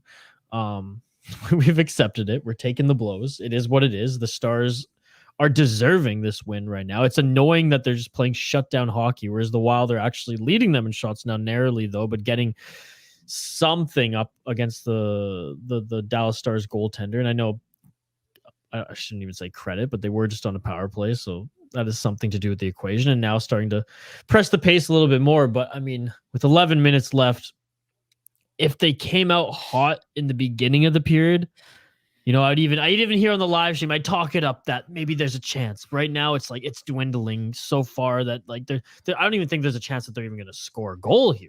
You did get what you wanted, though, Isha. Lines Lines were shuffled. Yes, no, that is true. Freddie Gaudreau with Zuccarello and Kaprizov. Okay, I Then like it. we've got Hartman with Boldy and Dewar, and Fiala's Interesting. down to the third line. Yeah, really scrambling things up here. And you know what? Credit. I give credit to Everson. You got to do it. You got to do it. There was the second period showed that nothing was happening. You in the third period, you got to do something. You can't do the Nothing's same thing happening over in there. the third either. I know, but I give him credit for trying at least some adjustments there, because it's just it pisses me off when nothing changes. You know, and we saw that in like the Winnipeg matchups, for example. Shane says, I wasn't saying you're the sharpest tool in the shed. I was backing you up with the tool comment. Okay. I appreciate it, Shane. Although with how the whole flash score incident started in the beginning of the stream, today definitely not the sharpest tool in the shed. Oh, man. Although I kind of like this spread now. Kind of lines up with our stream boxes here and everything, so it looks good. Looks good. Remember when LaPanta made the argument that Talbot was the best come from behind goalie in the league? I don't, but I I know LaPanta says some outlandish things He sometimes. hasn't been scored on yet. I don't mind This LaPanta. This just in. Talbot's the savior. Oh, I don't mind LaPanta. He's definitely a homer though. It's his job to be a homer. Yeah, but sometimes it's a little much. When you get like him and West together, it's Buddy, a I little can be much. bought. If people paid me enough, I'd be a homer. Eh.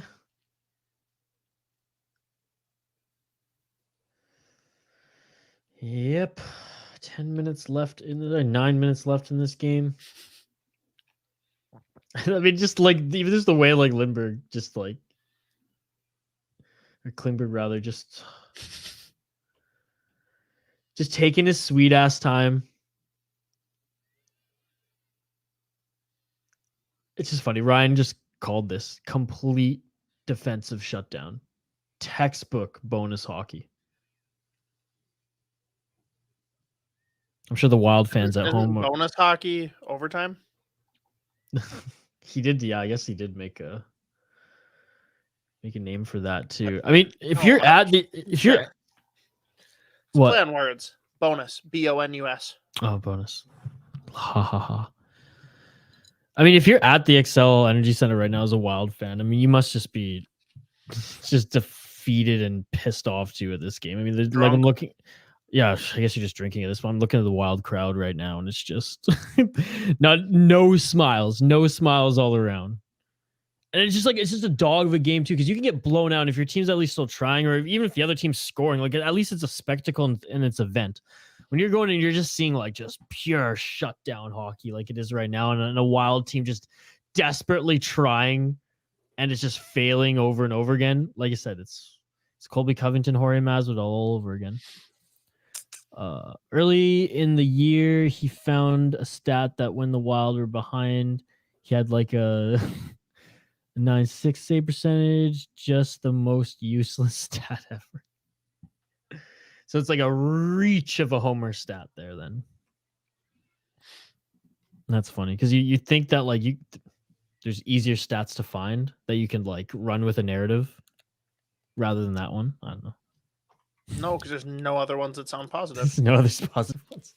I'm sure you could find something out there and twist in a positive That's why way. he resorted to the worst stat ever, because it's the only one that looks good. That's so funny. And honestly, Sean, that's probably the reason why.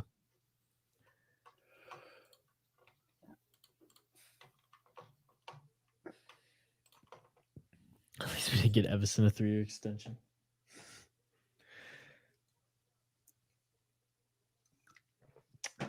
Yep. Best coach in the league, though, Sean. Best coach in the league. Well, Hoppy, in regards to this third period, I know it's just like even I've run out of steam watching this. I'm just like, just end it. Just end it now, folks. Mercy kill. Just mercy kill this. Let's talk again about the Minnesota boy who, if those who didn't know the story last time with the Dallas Stars and him coming and playing in Minnesota, how about we just talk about that a little bit more and reignite that? Because what was it? He was like bought tickets for his entire family and had every intention to play. He was told, I guess he wasn't told he wasn't going to be played until how close he was told that he was in the lineup, and then it wasn't he morning up, bought was like it? 20 or 30 tickets for friends and family, spent like his whole paycheck on it, and then last minute a player became available off of injury and they said, sorry, you're not playing.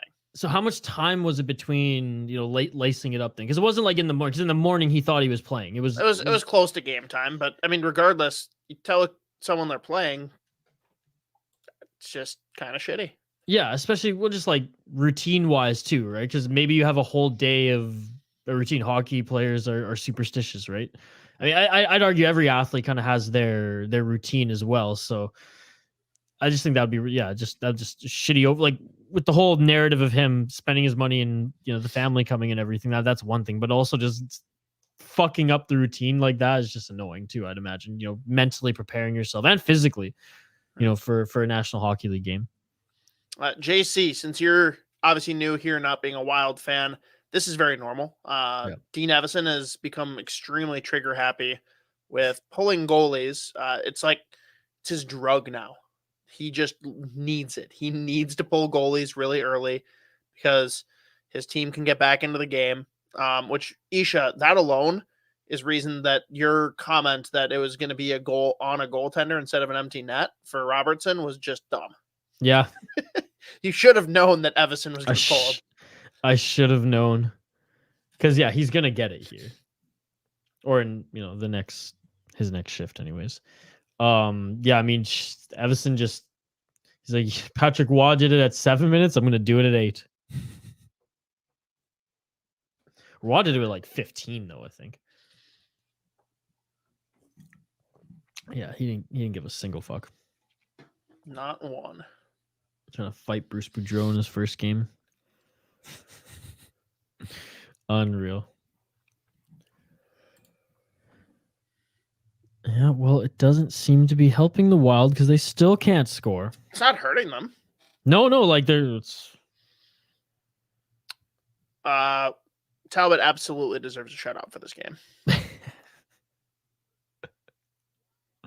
It's so funny because if by the end of this, and again, there's still 7 minutes left, but by the end of this, and you look at the score sheet, and you're like, oh, the Wild outshot Dallas, especially if they get into the 30s. It's just funny how not even close to the narrative of this game. Not even a little bit does it tell the story.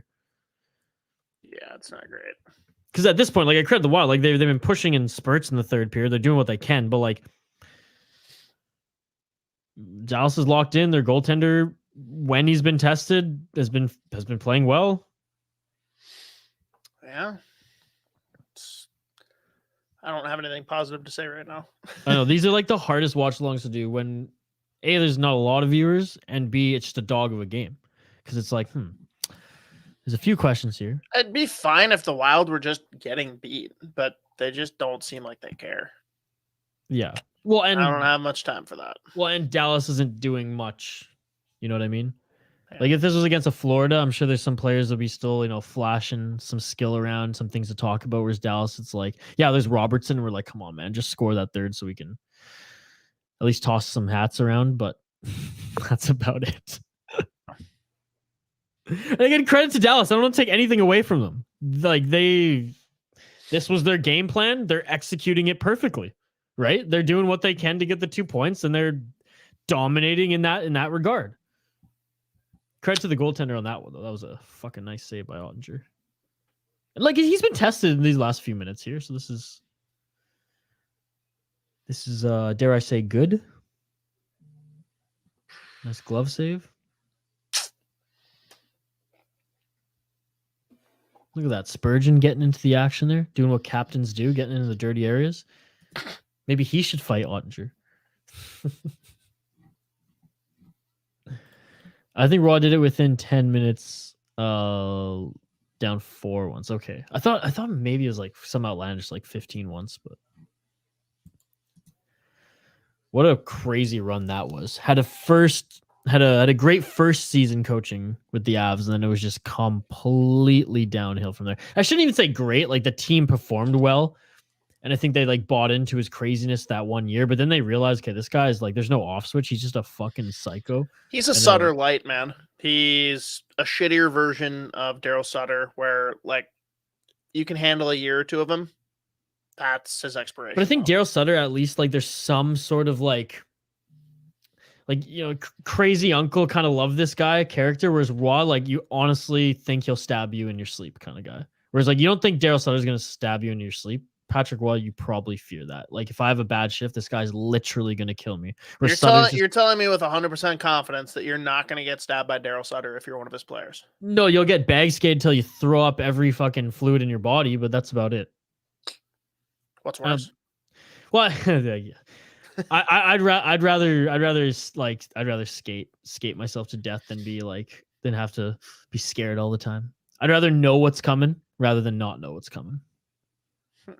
I'd rather know that if I'm gonna play a shit game, that I'm gonna be punished, rather than know that it could come at any time, and it's you're terrified. I think Roy's more Keenan-esque than he is fucking what'd you say there? Sutter. Daryl Sutter, not Brent. Brent's a dick. Stars are struggling to hit empty nets. Yeah, it's been four minutes now. This is It just takes you back to the Hemsky goal. Oh my god, dude, that's a thing of legend there. Unreal. It's one of those things like in the game of hockey that's always going to be on one of the highlight lists, right? Or low light, I guess, lists. That's both. What a sequence. Was it Patrick Stefan who fucking whiffed? Yeah, I think it was Stefan. Yeah, Stefan goes down, has a tap in like right in the crease. Yeah. Misses it just outside the net, like with no one on him. Takes a digger, falls. Defenseman gets it, sends it up ice, and we have a Minnesota Wild goal. Look, it's not going to turn into a victory, but if we can win the third period, I'll be happy. Winning the third period is all we ask for, folks. Wild fans, don't touch yourself too much when I say that Ryan Suter was on the ice. Wow. I love Ryan Suter personally, but even Dallas fans are giving him some shit the last couple weeks I saw on Twitter. Look at the replay now. Nice goal. There he is. Ah, shit. Now everyone's going to ask for Fiala and Kaprizov to play on a line together. I can't deal with that. Okay, like for those, I mean, note that down, Hoppy, for our podcast, because I would like to get into that narrative. Because I have a few words on that. If that's what people are going to start screaming for, I'm locked and loaded, ready for the podcast. Oh, I mean, that was like, it's fucking gorgeous, right? Like, he is so good. A minute ago, you were asking if he was even playing. No, I know, but that's what's crazy about this player is like a ghost the whole time. Then so he has the skill. He just needs to bring it. Dare I say a full 60 minutes, Hoppy? Dare you. He's not going to do it, so don't dare. Alper saying goal 4-2. Yeah, at least it looks a little bit better for the Wild now. Dude, I called 4-2. Yeah, you did. But did you say for the Wild? Or I said Minnesota. Yeah, okay. Yeah. I was going to say, did you say for the Wild? Fiala has 31 assists. Wow. Yeah, no, Fiala, incredible season given how it started. Really, and if you look at his points now, it's like, holy fuck, if this guy actually came out of the gate producing a little bit more as well with some line mates, his points would look Kaprizov, like Kaprizov's, I think. He'd be at least... They already look like Kaprizov's. He's not like 20 points over games played, is he? No, he's looking good, but he's like, I'd say he'd be in like the 60 points right now if he came out of the gate, with some fucking line. When has Kaprizov ever done that? Kaprizov has 68 points right now. Right, but you're saying that if he had done better to start the year, he'd look more Kaprizov-esque. Well, just like similar numbers. Like if he had a line mate, because he played well, right? Like he looked great and he had some bad puck luck. If he had, dare I say, a Boldy earlier in the season, I feel like he would be neck and neck. You're talking about the wrong fucking player, you donkey. Fiala? You've been talking about Kaprizov this whole time. Oh, sorry. I apologize. No, I know that I just been getting the names mixed up, but yes. Now it makes way more sense. Yes. My apologies. Oh. It was based off of, this comment. That's why I was talking about it. But yeah, because he's incredible. And that's why I think like value-wise, he is, and as we talked about this early in the stream, like he is a huge chip to dangle if they want to acquire that big piece now in that center. If not, like you try to keep this guy. Yeah, man, it's just tough. He's playing his way out of Minnesota. Yeah, they can't afford him. It's crazy. It's crazy to think about, but that's the cap situation we're in. Everybody knew it wasn't going to be easy. Billy Guerin, as well, when they decided to flip the page and part ways and cut ties with Ryan Suter and Zach Parise. He's the one guy that whenever he leaves and plays somewhere else, when he comes back and plays in the X, he's going off for 2 or 3 goals. Easy. Oh, yeah. I want that future bet. You see that stat? I don't know the player's name because I just saw it quickly and I'm familiar with it, but through Dallas Stars perspective, it said Robertson, the only other player or Dallas Star or the only other Stars player to score back-to-back hat tricks, and it showed a Minnesota North Stars player. Yeah. Yeah, well, it's just funny, and I'm sure just pissed off the Minnesota viewers. No, they don't get mad. I mean, have you looked at Twitter today, Aubrey? In the last 2 hours, because it's been 2 hours of angry Minnesota Wild fans here in and outside the XL Energy Center. Sean says, in the off season, do they sign and trade or send him as a RFA to a team he's willing to sign middle long term with? I think it's more likely that they send him RFA. Oh baby, oh baby. I haven't seen it yet. Who is it though? Who is it? I'll let you find out. You can announce it. But yeah, Sean, I would say it's more likely that they send him as an RFA, just because if you send him to a team when he's already signed that, like if we signed him to a 1 year, because I don't think we're going to sign him long term and be able to trade him. So more than likely a trade where it's agreed. Yeah. That was nice. That's so funny. I Hoppy, you're totally right. People are gonna go fucking nuts. It's absolutely gonna happen. Dude, it's a 4-3 game now. It's a 4-3 game now. The Dallas Stars haven't been able to do anything with the man up, with the man advantage, with their they haven't been able to score with the Minnesota Wild with the man advantage here for so long now. Just whiffing, missing the empty netter. The Wild have been able to come back. This is crazy. So I know we were like, I don't want to say we were ripping on Dean for the decision. We were Didn't rip on him at all. We were making fun of him a little bit there, but I was making fun. I was making fun of you. It's paying off right now. It's paying off. Mm-hmm.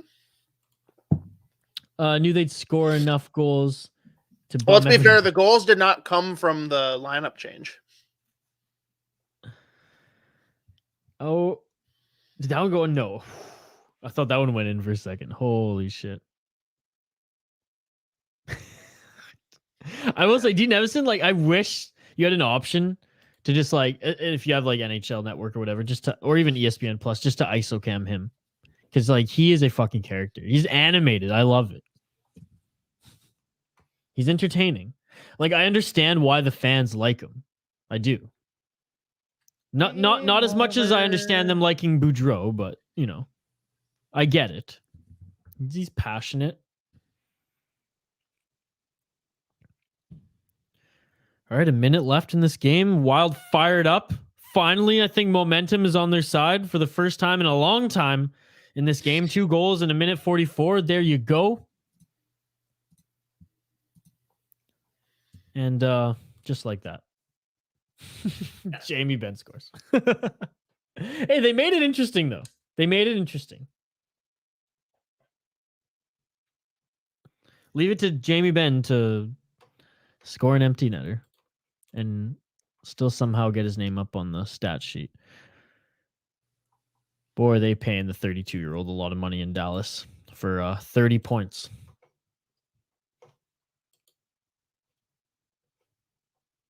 Don't get me wrong, in his heyday, a fucking absolute stud.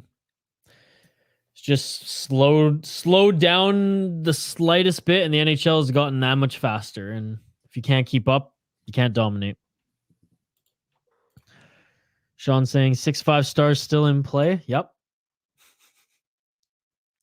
The net is still empty, Sean, so... Uh-oh. Am I way behind now?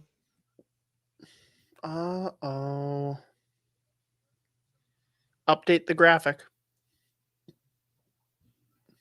Update the graphic? It's not a North Star player anymore. Oh. I must have missed it entirely.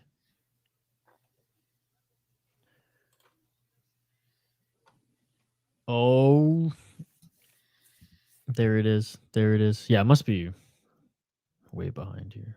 Anyways, the hat trick. There it is. The true Calder winner. Dare I say, Hoppy? I think you dare say. You What might a get night! stabbed for it. What a night! Honestly, I hope he scores one more. Let's get him to 30 by the end of the night.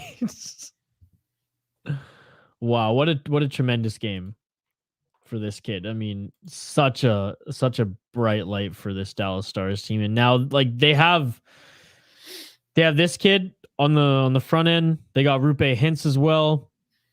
And then they have Heiskanen on the back end. I mean, this team that's made a Stanley Cup run recently, who I don't want to say are at the upper echelon of the team anymore, of the National Hockey League anymore, because they're not, but they're still a competitive team. I mean, hell, they're right behind the Wild. When they fully make the transition to the new core, and and the older players are gone, this team's still going to be good. Long and short, they're not going to have a lot of dark years in their transition because they have so many young players who are getting experience with the roster right now, and it's going to be barring the general manager does his job, it should be an easy transition into this new core, Hoppy, because they got some damn good players. Yeah, I mean, they're still in a weird spot. It's a weird transition they're going to be going through. It is, but it might not be. I don't think it's going to be that bad. I think that if navigated properly, and I don't think it's going to be too hard to. I don't think it's going to be easy, rather, to mess it up. Like it's going to be. I mean, okay, they're very similar to the Wild, except for the fact that they don't have the locker room toxicity that we had. But you've got big contracts for players that are no longer what they were when you signed them to those deals that go for several more years. That's hard to work around when you've got these great young players that are eventually going to need to be fucking paid. Sorry. No, that makes it really tough. They are in a similar. I guess they are in a similar situation, given that the Wild are also hampered by 2 contracts with players not on the roster, per se, but they're still hampered there nonetheless. So that's the game, Hoppy. It was a good push by the Minnesota Wild towards the end of the game. Yeah, but why do they wait until the last 5 minutes with the goalie pulled to care? That's just fucking dumb. That's the question, and that's the question that we will take right into our podcast as well, because we do have a podcast coming out for those who are still hanging around with us here in the live YouTube chat and who've hung around with us throughout this entire live stream. Every Monday, we have a new podcast on the Sota podcast feed. Tuesday, Prospect Talk. Wednesday, if we have an interview banked, we will post that as well.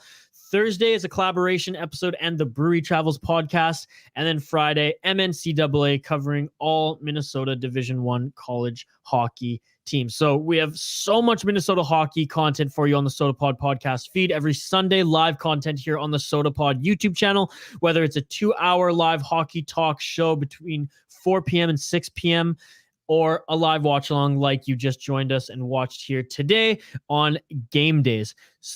They're always comment driven. We really love the interaction we got today. To the few viewers, I mean, you all were consistent. You all kept lighting up the chat. So you all are amazing. If you haven't already liked the video, subscribe to the channel. It helps us out tremendously. Again, check us out on the podcast and check us out on social media as well, at the Sota Pod on Twitter and Facebook. That's where we're at. That's where we are active. So go and follow us there. Shane says, I just ate a can of beans in tomato sauce. Okay. I just finished my last pizza, Shane, and it's unbelievable. I have a belly button. My name is Jeff. All right. With that, folks, the Minnesota Wild, they almost made a game out of this with 5 minutes left in the period. Couldn't quite finish it off there. Kirill Kaprizov looked good in the third. The Wild overall looked good in the first, but an absolute collapse in the second. Thanks to everyone joining us here on the live YouTube show, this watch along here, Dallas Stars, Minnesota Wild. We'll see you next week for another watch along on a game day Sunday or live 2-hour show here on the Sota stream. That's right, the Sota Pod YouTube channel. We'll see you next week. And if you want to hear more from us, again, tune into the podcast. With that, though, Hoppy, we'll say goodbye to our live viewers as we have a podcast to record. We got to vent some frustrations and talk about what's going on Wild Twitter right now because it is an absolute gong show. So good night, everybody. We will see you next week here. Don't forget to subscribe, like. Again, final score 5-3 for the Dallas Stars. Minnesota, we'll get them next time.